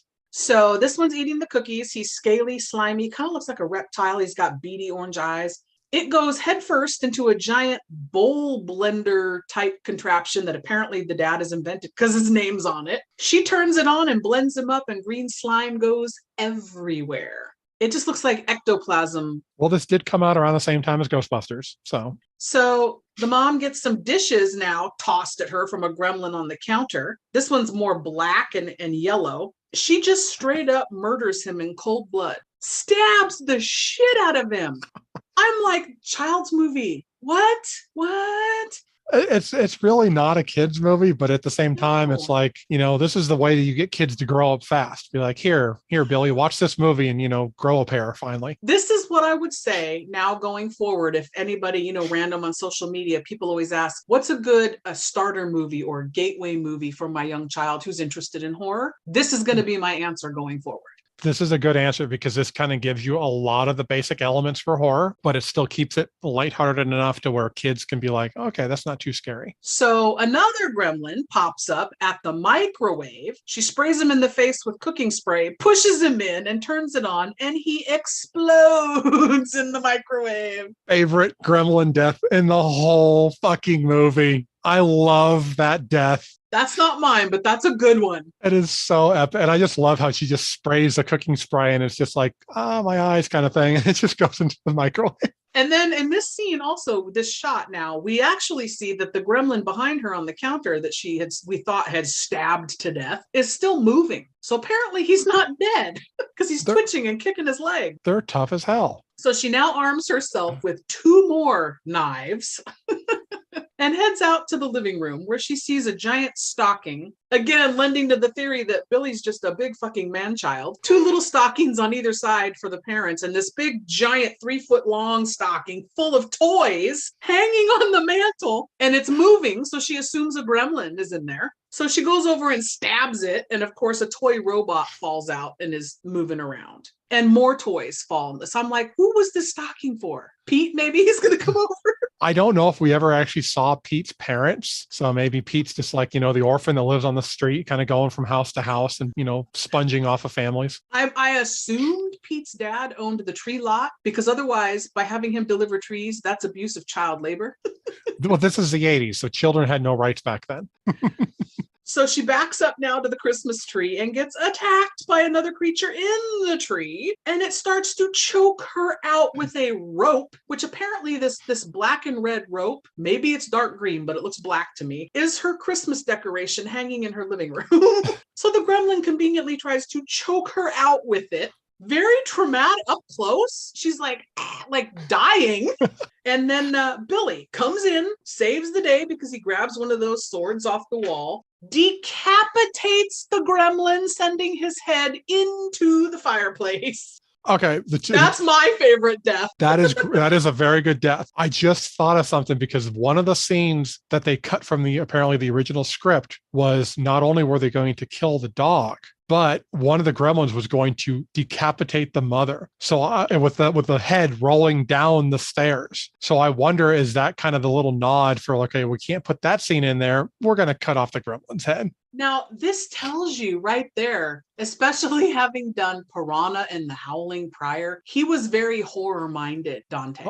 And this was gonna be, it sounds like, a very gruesome horror film with some comedy in it. That's kind of the feeling I got from it, was that the original script was going to be more horror and they just wanted to make it. It sounds like, I think it was Spielberg in the studio is the feeling I got, like they wanted to make it more of a child-friendly thing. So they look up and they see that the creature with the mohawk stripe is at the window. Billy calls him such. He blows his nose on the curtains and then just goes right through the glass and shatters it and jumps out the window and takes off. Honestly, my thought at that moment, they deserve every fucking thing that is happening to them right now, these people. They are idiots, morons, and they brought it on themselves. See, I had a totally different thought. My thought was these creatures are not strong enough to survive being in a bowl mixer that's going to cut them up. But no, they can break through glass and not a single scratch on them. I did think that as well. I think that's why I was like, bowl mixer was probably the death that bothered me the most, because like that should not kill anything. I mean, I can put my hand in a bowl mixer and pull out and I'm going to be fine. So we cut now to a random house where a couple is decorating a tree. Billy knocks on the door and hands his mom over. And then we learn it's the doc, Dr. Moreau's house. And he's like, she had an accident. Can you take care of her? And runs off. Like, bye, mom. I love you. Don't die. Right? You're the doc's problem now. So back at home, Billy finds Lil Gizmo in the dirty laundry chute, puts him in a backpack full of his sharp pencils and drawing supplies. I thought that was very unsafe because we see little Gizmo bouncing in the backpack and the pencils are like, right, he's lucky he didn't poke his eye out. Thankfully, maybe just his eye. It could have went somewhere else.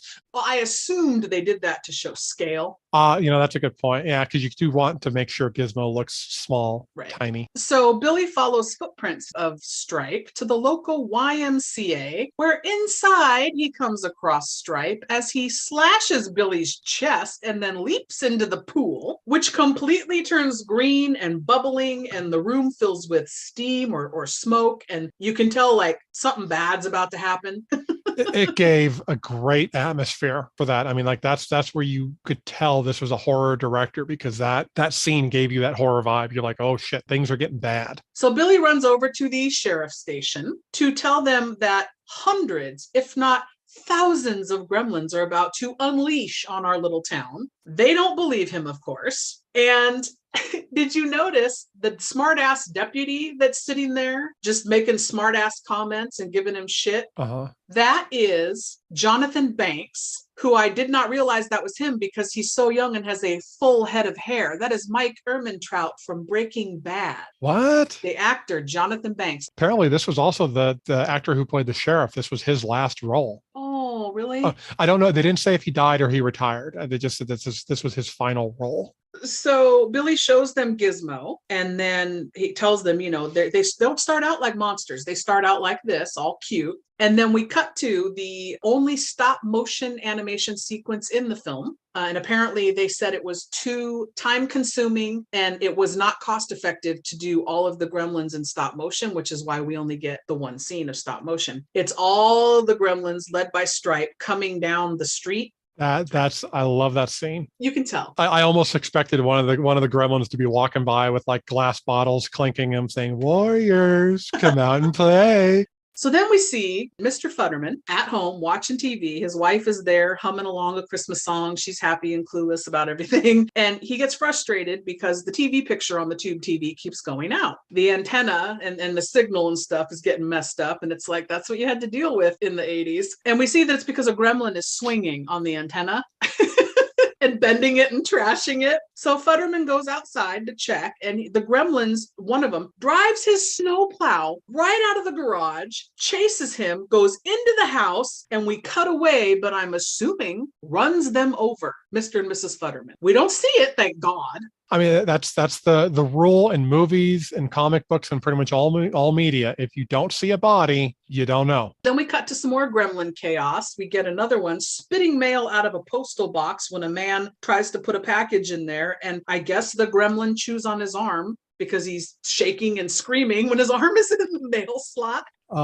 It's a lot like Jaws in the sense of, again, you don't see a lot of the horror happening, but they leave it to the imagination, show you just enough to be like, oh shit, something bad's happening. Yes. Which for me, somebody with a really active imagination, I picture like the worst every time.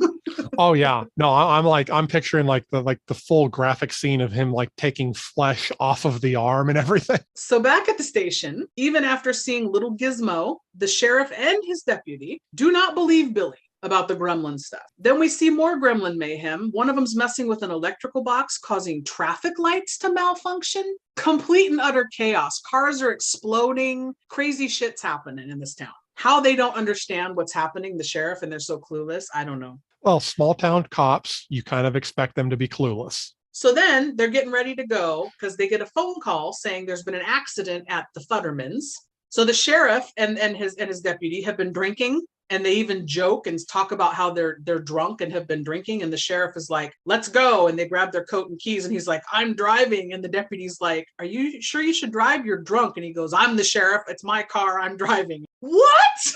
What in the actual fuck? So I was too young in the 80s. So it's like, I don't know, but I just going off of these movies, sometimes I kind of wonder, was like drinking and driving just like totally okay in the 80s? Of like, oh yeah, no, go ahead and have a beer. Well, typically, as we discussed on our Pumpkinhead episode, they use drinking and driving as a way to show obvious recklessness in a character. Here you've got the sheriff doing it, and it's like, no, not the example you want to set. I kind of picture this sheriff pulling over like teenagers that are drinking and driving and be like, why'd you pull me over? Because I want that damn beer.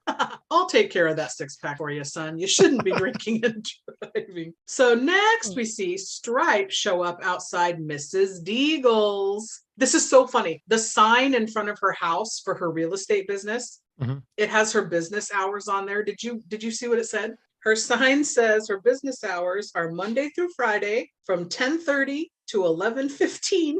She's open for 45 minutes a day. And honestly, that tracks. Well, that, and I feel like it's like no one can handle her more than 45 minutes. I feel like 45 minutes is even a bit of a stretch. So this is where we learn that these gremlins are super smart with no training, because Stripe and some gremlins are staring at the sign, and you can hear, if you listen to all the chittering and chattering that all these gremlins are always doing, he's saying her name repeatedly. He's going, Deagle, Deagle, Deagle.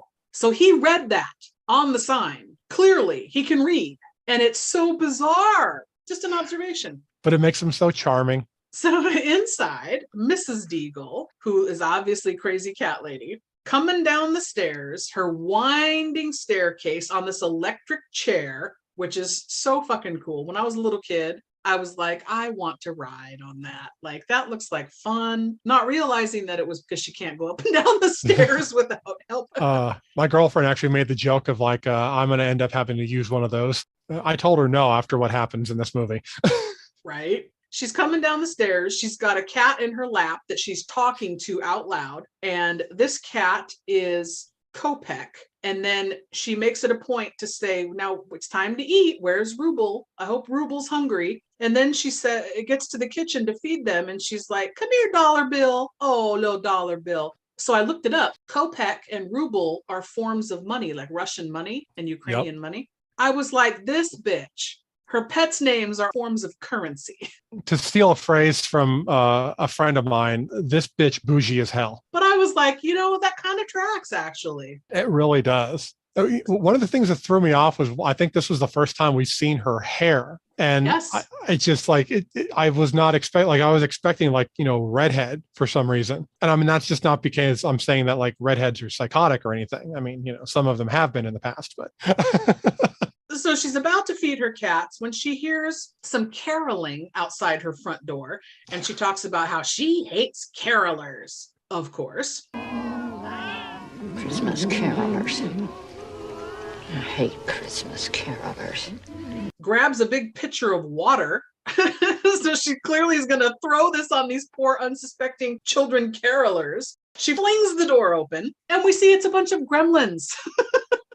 Oh, I love this scene. I even heard the girlfriend giggling, looking at the gremlins all dressed up in their caroler outfits and everything. It's just so freaking adorable. She screams, though, and she runs back inside as we see a gremlin out there, or inside, messing with her electric chair at the stairs. She freaks out, runs in, hops into this chair, and it shoots like a rocket up the winding staircase and goes flying out the window on the second story and lands in the street right in front of the sheriff's car.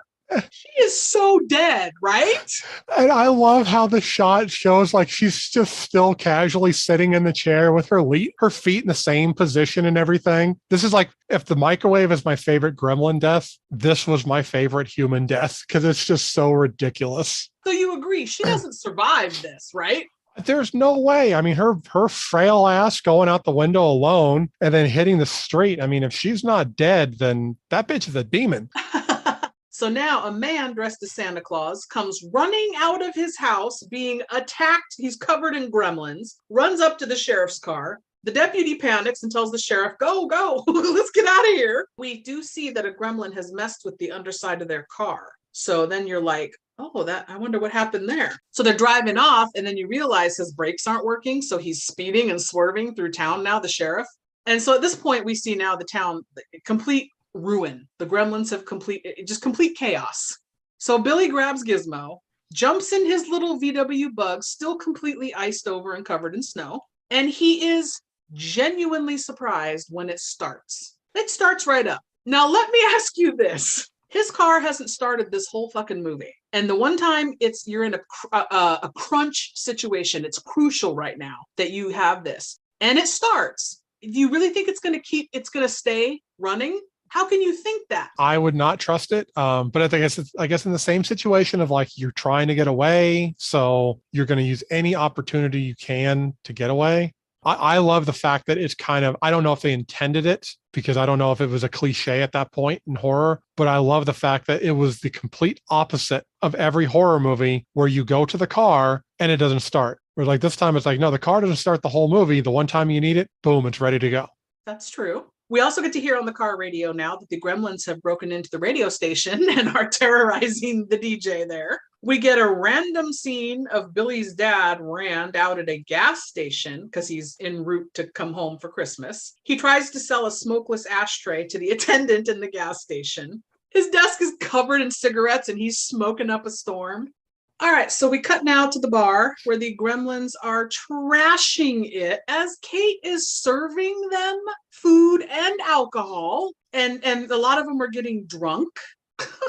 Okay. This is pretty much where most of my favorite gremlins make their appearance. Okay, I made a note of 3. So if I miss your favorite, let me know. Okay. We have Flasher Gremlin. That's a favorite. Behind the bar, he's got the glasses and the hat and he's smoking and he's got a trench coat and he just goes, bah! And like flings his coat open at Kate. We have Flashdance Gremlin. I love that one as well. Breakdancing on the floor, dressed with, like 80s with the sweatband wristbands and the little off-the-shoulder shirt, doing the whole thing. And the music that this gremlin is dancing to is an original song for Gremlins based on his own riff of Maniac from the movie Flashdance. This is a Michael Cimbello song, which is so fun. Huh. This movie just gets better and better. So we see Stripe playing poker with a few gremlins, and the one next to him is dressed like Eileen Brennan's character in Clue as Mrs. Peacock, like a hat and an old mink stole and heavy lipstick, like a woman right next to him. I love the female gremlins because it's like, they're not even female. They're just basically gremlins in drag, but they're great. So Stripe shoots a poker gremlin that he thinks is cheating, shoots him just in cold blood. Kate tries to, now we've seen in this whole scene, a lot of the gremlins are smoking cigars and cigarettes, smoking them. There's smoke coming off of them. You have to assume that they were lit at some point, right? Mm-hmm. So we cut to Kate now trying to offer a lit match to a gremlin to light the 3 cigarettes he has in his mouth. And he's afraid. He backs away. Like 3 times she tries to light his cigarettes. And she puts 2 and 2 together that they're afraid of the fire. Okay. So how did all these other gremlins light their cigarettes? Okay, this is coming from a creative writer's perspective. I took it as the gremlin was messing with her, of like kind of teasing her of like, okay, I'm going to let you light it. No, I'm not going to let you light it. No, I'm going to let you light it. No, I'm not going to let you light it. Okay.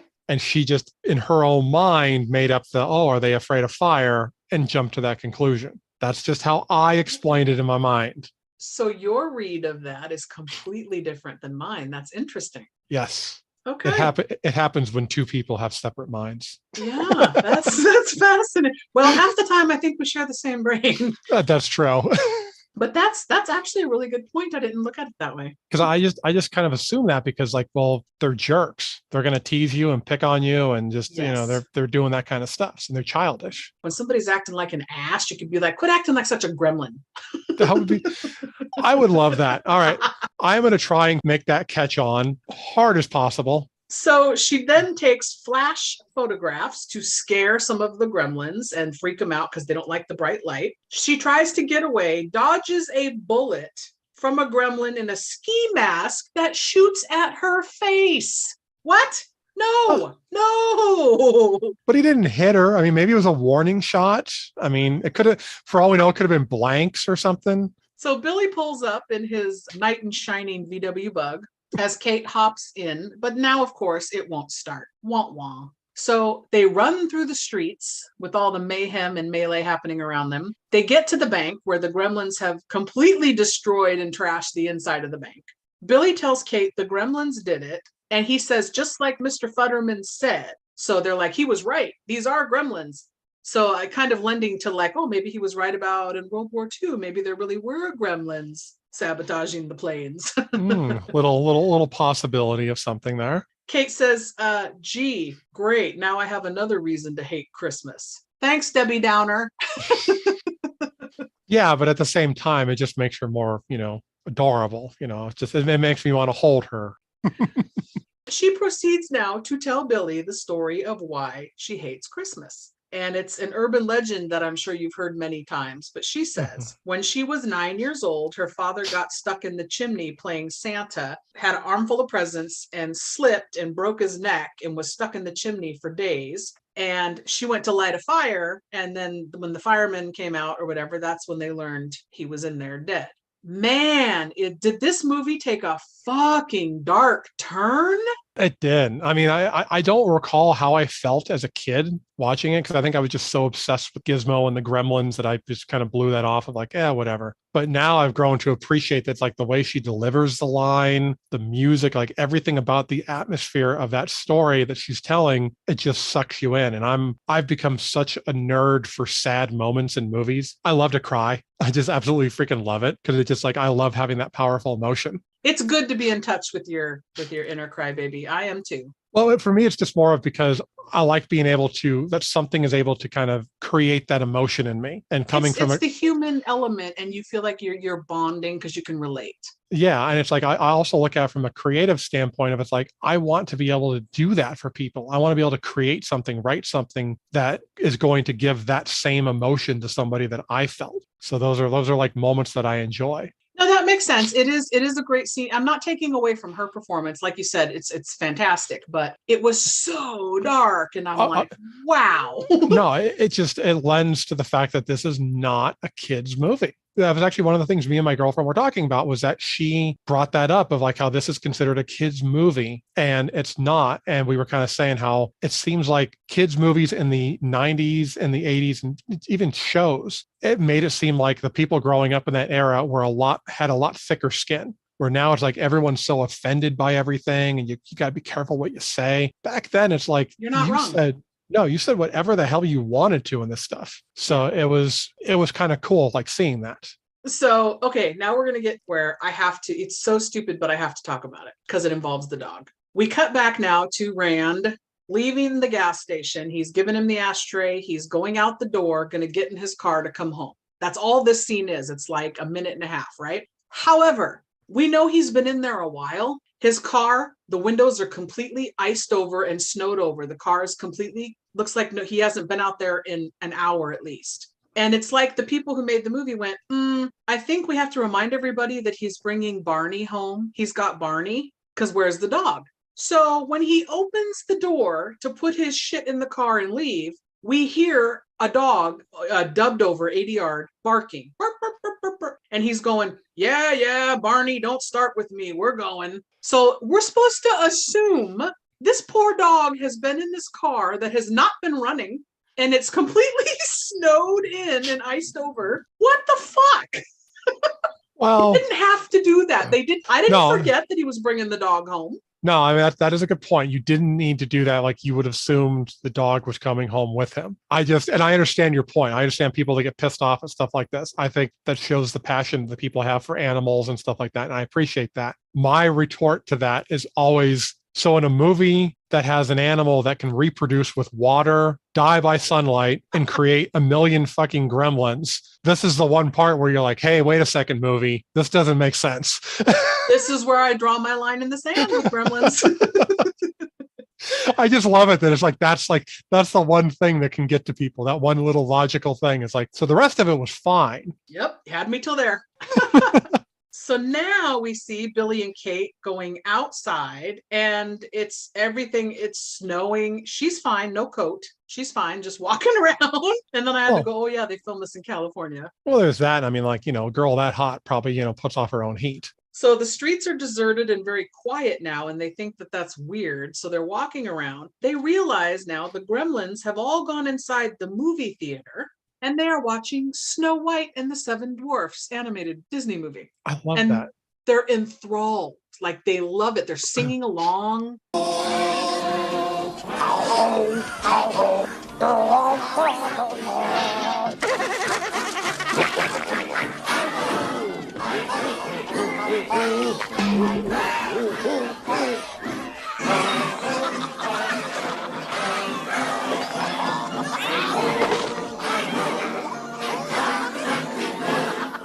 Apparently one of the reasons they picked that was, I guess I did not know this, that they said like Snow White had a big release like on like around the Christmas season or something. That was one of the reasons they put it in the movie, was because of that.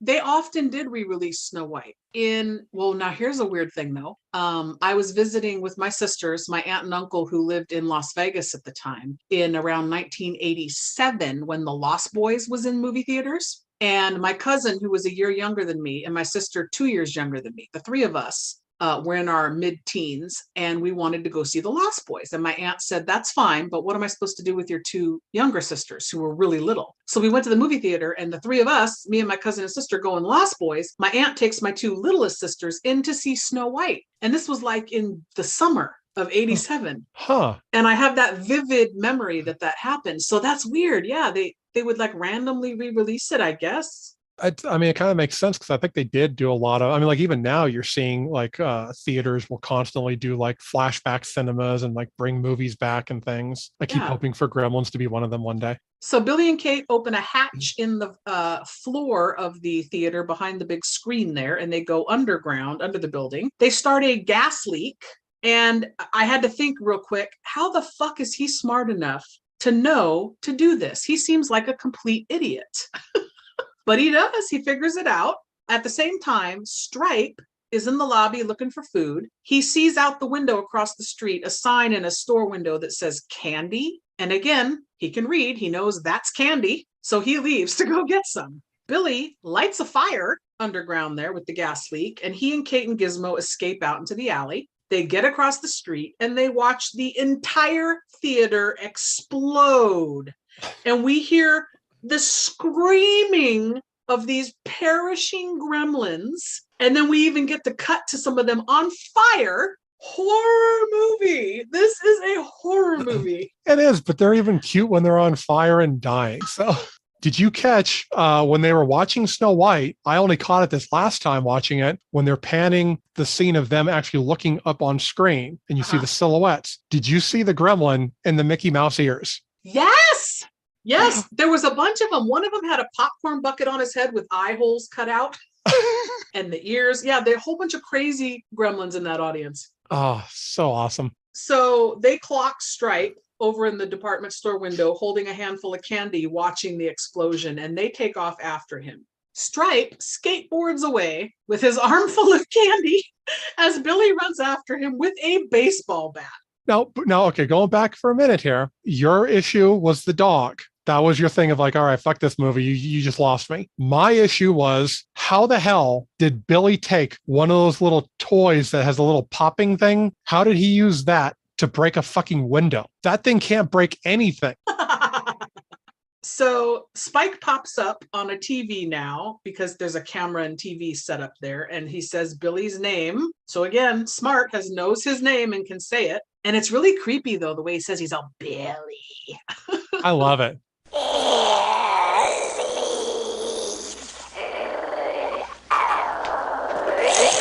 It's creepy. He's such a good character. So Billy gets startled and busts the TV with the baseball bat. What, did he really think he was in there in the TV? Well, I mean, he used that last brain cell to figure out how to blow up the theater. So now he's back to just being Billy. Yes. Meanwhile, we see Kate and Gizmo go looking for the office so they can turn on some lights. Billy now passes by some stuffed dolls on a shelf. And Spike, we see, is hiding between some Looney Tunes characters and an E.T. doll. There's the Chuck Jones and the Spielberg. Yeah. So Kate, while flipping switches, accidentally turns on the water fountain, I guess in the garden department. Billy now gets a saw blade thrown at his head by Spike, who hops on a tricycle afterward and rides away. Now, see, that's where it goes back to being a kid's movie, because what kid did not have their sibling at one point throw a saw blade at them and run off with a tricycle? Kate now notices Gizmo has left. Gizmo's gone. And we get a quick shot of him running away. Billy gets pelted by baseballs and equipment from the sporting good department by Spike, who shoots Billy in the arm with a crossbow arrow. Oh my God. Spike is probably my favorite Gremlin. I mean, the other ones I love. They're adorable little characters, but you don't see them that much. But Spike is just such a badass. He gets a lot of screen time. He does. So then he grabs a chainsaw and he goes for Billy's head, but Billy blocks it with the bat. So then, of course, I look at my husband and I say, hey, I'm going to throw some more crazy logic at you here.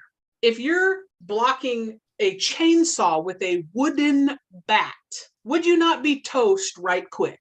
Now, my husband says to me, well, Stripe's not that strong. I said, yes, but Billy is counterweight. Billy is pushing against him to get him off of him. Wouldn't that give it the force to cut through the bat really quick? That does not seem smart or possible. I would think the same thing, but I'm kind of going off of, again, trying to throw some logic. Maybe it's a display model. It's not sharp enough. Maybe it's the angle of the chainsaw is kind of messing with it. Yeah. So yeah, in 1980, though, you could walk into a department store and buy a chainsaw or a gun. So now Gizmo finds a remote control Barbie car and takes off out of the doll aisle. And he's driving he's living his best life right now. That's why he's so adorable. So excited to be driving a car. And then my husband reminded me that a couple of years you would see little kids buying these remote control cars with Gizmo in them. You could actually get them. Because I said, I had that Barbie car. He goes, yeah, but did you have the one with Gizmo? No, I did not. Kate turns on all the department store lights, startling Stripe, and he gets carried away by the chainsaw because it hits the floor and starts pulling him back. All the way to where it unplugs itself, and it leaves him lying right by the water fountain. Convenient. Outside, we see Billy's dad pulls up. Barney jumps out of the car. See, we would have known that Barney was with him. All right, anyway. Back inside the store, Barney gets in and starts chasing Gizmo in this little car. Billy finds Stripe climbing the fountain, and Stripe fires a gun at Billy. Has another gun. He's obsessed. Gets off 3 shots, but Billy dodges all of them. Stripe gets his finger in the water, starts transforming as Gizmo launches himself off of a perfectly placed shovel that's right nearby. Stripe shoots at Gizmo, and Gizmo flies through the air, grabs a shade and pulls it down and lets sunlight in, because I guess it's morning by now. It hits Stripe and effectively is killing him as Billy's dad and Barney and Kate and everybody show up, and they're all watching Stripe die, basically, go through this crazy transformation sequence. And I did notice in my notes, maybe you came across it too, that the puppeteer was under the fountain for a lot of this and had to wear a special suit to protect him from the liquid nitro that they were using in this scene. Oh, I didn't know that. So that adds an extra level of like, ooh, why would you choose to do it that way? Oh, wow. That's scary. So now Billy approaches and we get a nice jump scare, because Stripe's bony carcass comes flying out, complete with sound effect, falls to the floor, and melts into a pool of mushy goo. And that is a quote from 1987's Adventures in Babysitting, Christopher Columbus movie. I had to throw that in there. But it really is. He's a pool of like green goo by the end, right? With like eyeball carcass. Oh, yeah. I mean, like if you notice, like the eyeballs are like milky white and it just looks horrible. It's disgusting. I don't understand how you can think this is not a children's movie. It's totally for kids. Yeah. It's so gory. So at Billy's now, Mom, Dad, Kate, Billy, and Gizmo are watching the news reports of all the chaos. And the news reporter I had to crack up is Doug Llewellyn from the People's Court. I'm like, hey, why do I know that guy? And I had to look him up. Okay, that makes sense. Now I recognize him. But he's doing a news report saying, people are blaming all this on mass hysteria. Like they're not reporting on the Gremlins shit at all. The grandfather shows up, tosses the $200 on the couch, and wants to take Gizmo back. He chastises the family for not following the rules and tells them that they were not responsible with Gizmo. No shit. That's a great line because it just the whole time in the beginning of the movie is setting up for that whole like, okay, just follow these rules. Three simple rules. And no one could follow these fucking rules. They seem a little convoluted to me because isn't it always after midnight? Well, I mean, from judging from like the point of view of the movie that's presenting it as simple rules. But yeah, they are convoluted. And I guess you do have to take into account that you did not expect him to multiply and produce a group of assholes. True. And then the grandfather further piles on by he's at the door, got Gizmo in the box, he's ready to leave. He says to them, and this had my husband so irritated, I was cracking up. You do with the Mogwai what your society has done with all of nature's gifts. You are not ready. I roll. Really? You live here. You are in America, sir. So you're going to stand there and be all preachy that we ruin everything? Fuck off, bro. Come on. I was like, did we need that preachy line thrown in there? Really? I mean, it's the 80s. Everything was preachy. I'm used to that because they throw that in like every Godzilla movie I've ever seen. There's always some kind of line about how man is destroying nature, the world, or some crap like that. So I'm used to it. So as they're leaving, grandfather communicates with Gizmo and then says, oh, he has something to say to you. So Billy comes over and Gizmo pops out and simply says, bye, Billy, in his cute little Gizmo voice. Bye, Billy. That is so cute. That's why I want a talking Gizmo. And the grandfather's like, of course I can understand him. To hear, all one has to do is listen. Thanks for that nugget, grandfather. Okay, well, really? Combining that with the other one, this is the 80s. And for some reason, the 80s always made it seem like there was the old wise Chinese proverb. And it's such a stereotype that it's like, okay, he's got to spit off like basically fortune cookie bullshit. You should say, perhaps someday you will be ready. Until then, Mogwai will be waiting.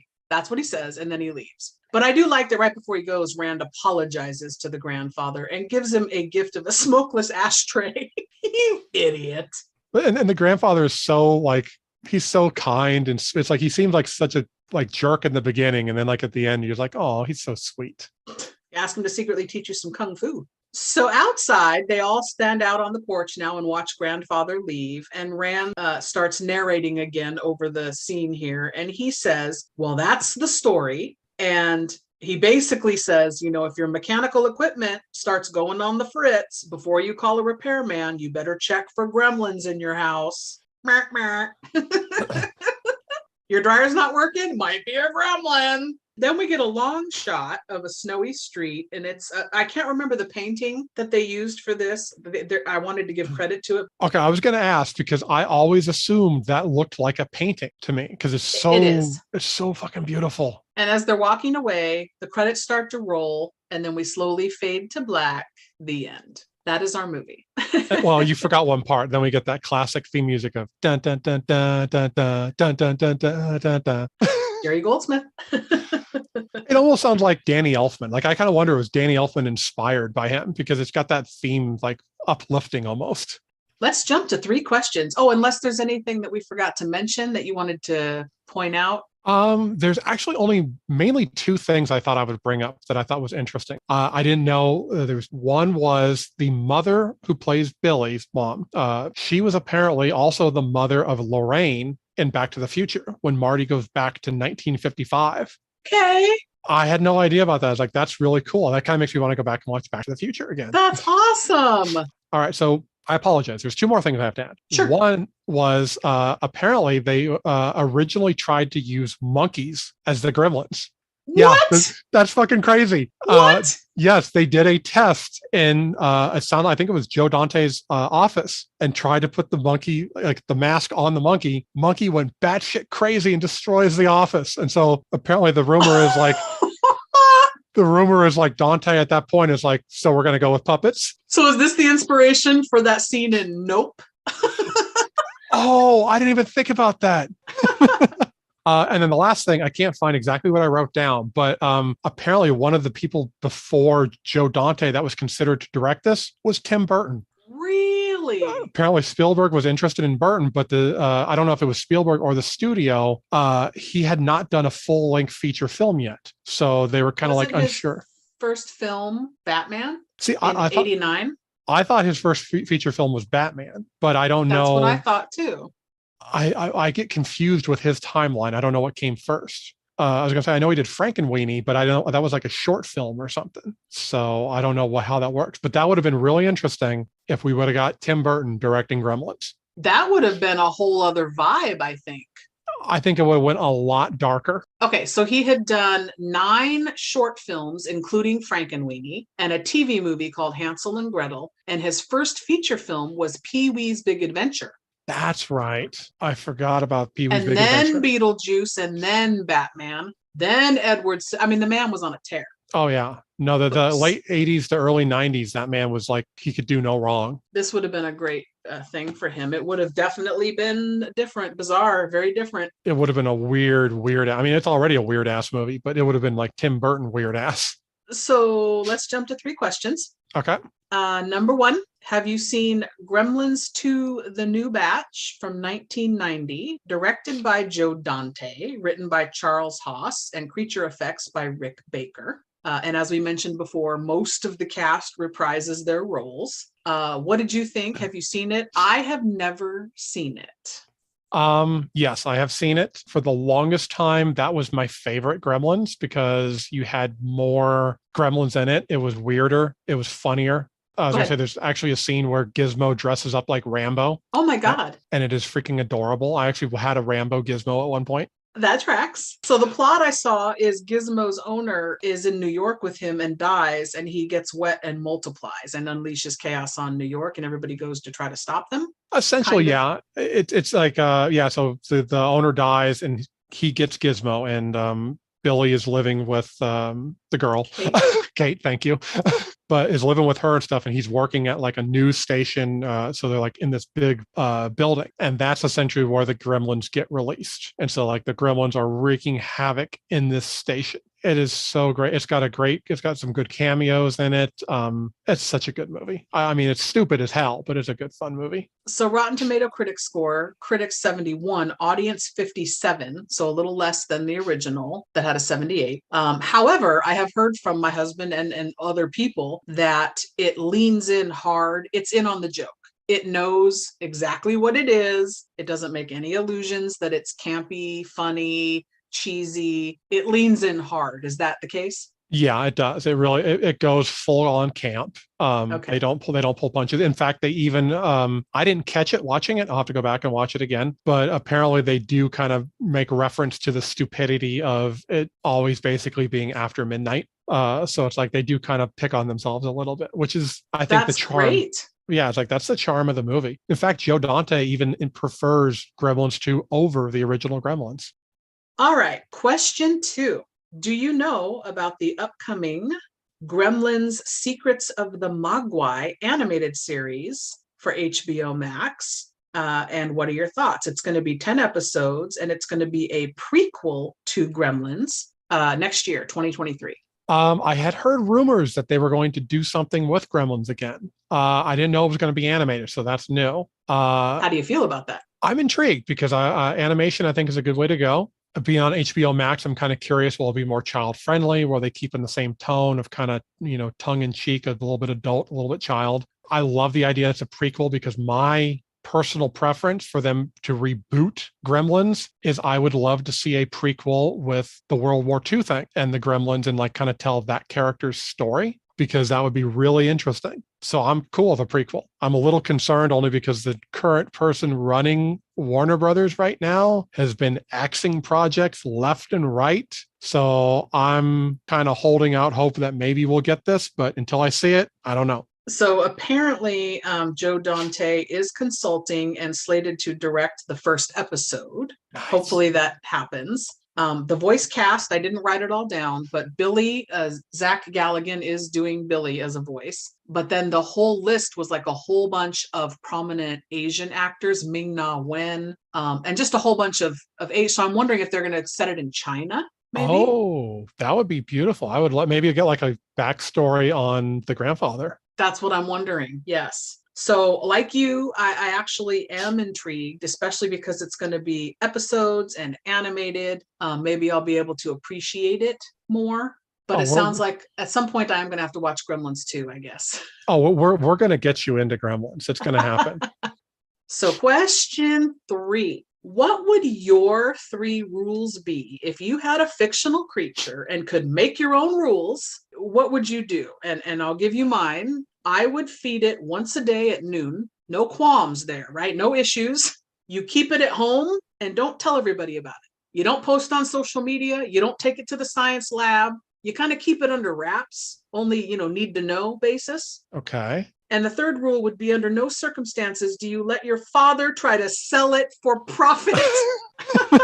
Okay. I like those. Those are good. So, what 3 rules or more? What rules would you impose on your fictional character or creature? Okay, when you gave me this homework, I was actually talking to my girlfriend at the time, and I was kind of running over like, okay, what would be some stuff? So I came up with a little list. My first one is it can't sleep.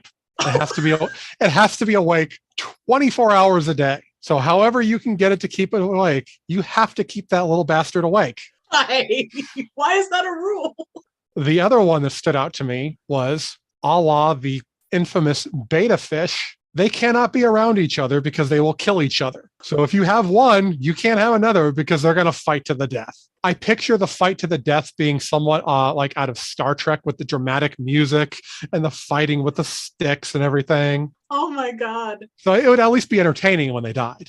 And the last one, this is going to be a little bit of a shot at somebody. They are not allowed to watch Ralph Fiennes movies. I know. Did you like how the grandfather was like, you taught it to watch TV? It's like, it's not hard to sit and just watch TV. So you would ban all Ralph Fiennes movies from the house. All Ralph Fiennes movies are not allowed. Okay, so I'm going to come for a visit and kidnap your fictional creature and bring it home with me to watch Red Dragon, where he is so sexy. Oh Lord, you're one of them too. You're one I'm of in the Ralph Fiennes camp. Yeah, sorry. Sorry about it. All right, so that is going to wrap up our discussion on the children's holiday classic, Gremlins. It is a holiday classic, though. This should be like on there, like, Family Channel with Rudolph and Frosty and like Gremlins.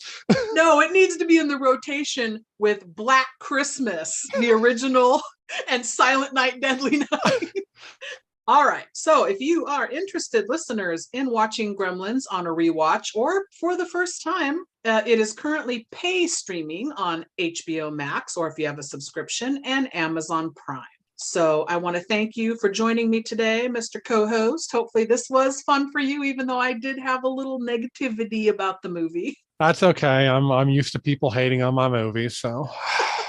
All right, listeners, thank you for joining us. We very much appreciate you. Please feel free to interact with us on socials. We are dying to know what you think about Gremlins, what you think about our discussion on Gremlins, and what you would like us to cover in the future. So until next time, goodbye. You're late for the big meeting. You're on your way in. You reach up. Oh, you forgot to shave. Now, what are you going to do? Under normal circumstances, you are in trouble. But not if you have the bathroom buddy. Now, you got yourself your shaving mirror. You got yourself your toothbrush. You got yourself a toothpick. You got toenail clippers. You got nail file. You got yourself a dental mirror. Hey listeners, Movie Miss here. Listen, I know you have a lot of options when it comes to podcasts, so thank you for listening to the show. I know everybody says this, but for a fledgling little show like ours that's just hanging on, we just finished season 4, we're rolling into season 5, it would really help us if you could subscribe, rate, and review the show on Spotify, Apple, YouTube, Good Pods. We're also on Pandora, Audible, Amazon Music. It would really help us grow the show and reach more people if you could subscribe and then rate and review, which is really the key part of it. Make sure to be part of our Bad Movie conversation by following us on social media. Interact with me on social media. I'm on Instagram at Movie Miss, which is movie_miss.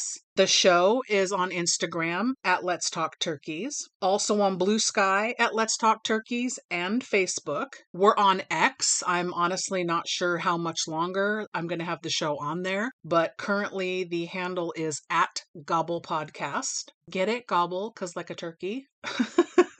You can also chat with like-minded bad movie lovers in our Facebook discussion group. And like I mentioned, we're rolling into season 5. It is 2025. The show, it's been a wild ride, still going strong. So if you have a movie that you would like to hear covered on the show, let me know by emailing direct at letstalkturkeys, all one word, at yahoo.com. Also, hit me up on socials if you want to be a guest on the show. Always looking for guests. I can assign you a movie, something we think is fun, or you can bring a movie that you think is a bad movie if it has a low Rotten Tomatoes score, or you just really don't like the movie but you like to talk about it. That's half the fun, I think. Again, this goes without saying, but I'm going to say it. Without you, the show wouldn't still be kicking around. So thank you so much for hanging in there with us. I'll be back. Get the fuck out of here. No, I cannot. Get the fuck out of here. Get the fuck out of here. Why don't you get the fuck out of here? Well, get the fuck out of here. Well, get the fuck out of here. Get the fuck out of here. Get the fuck out of here. You're still here? It's over. Go home. Go.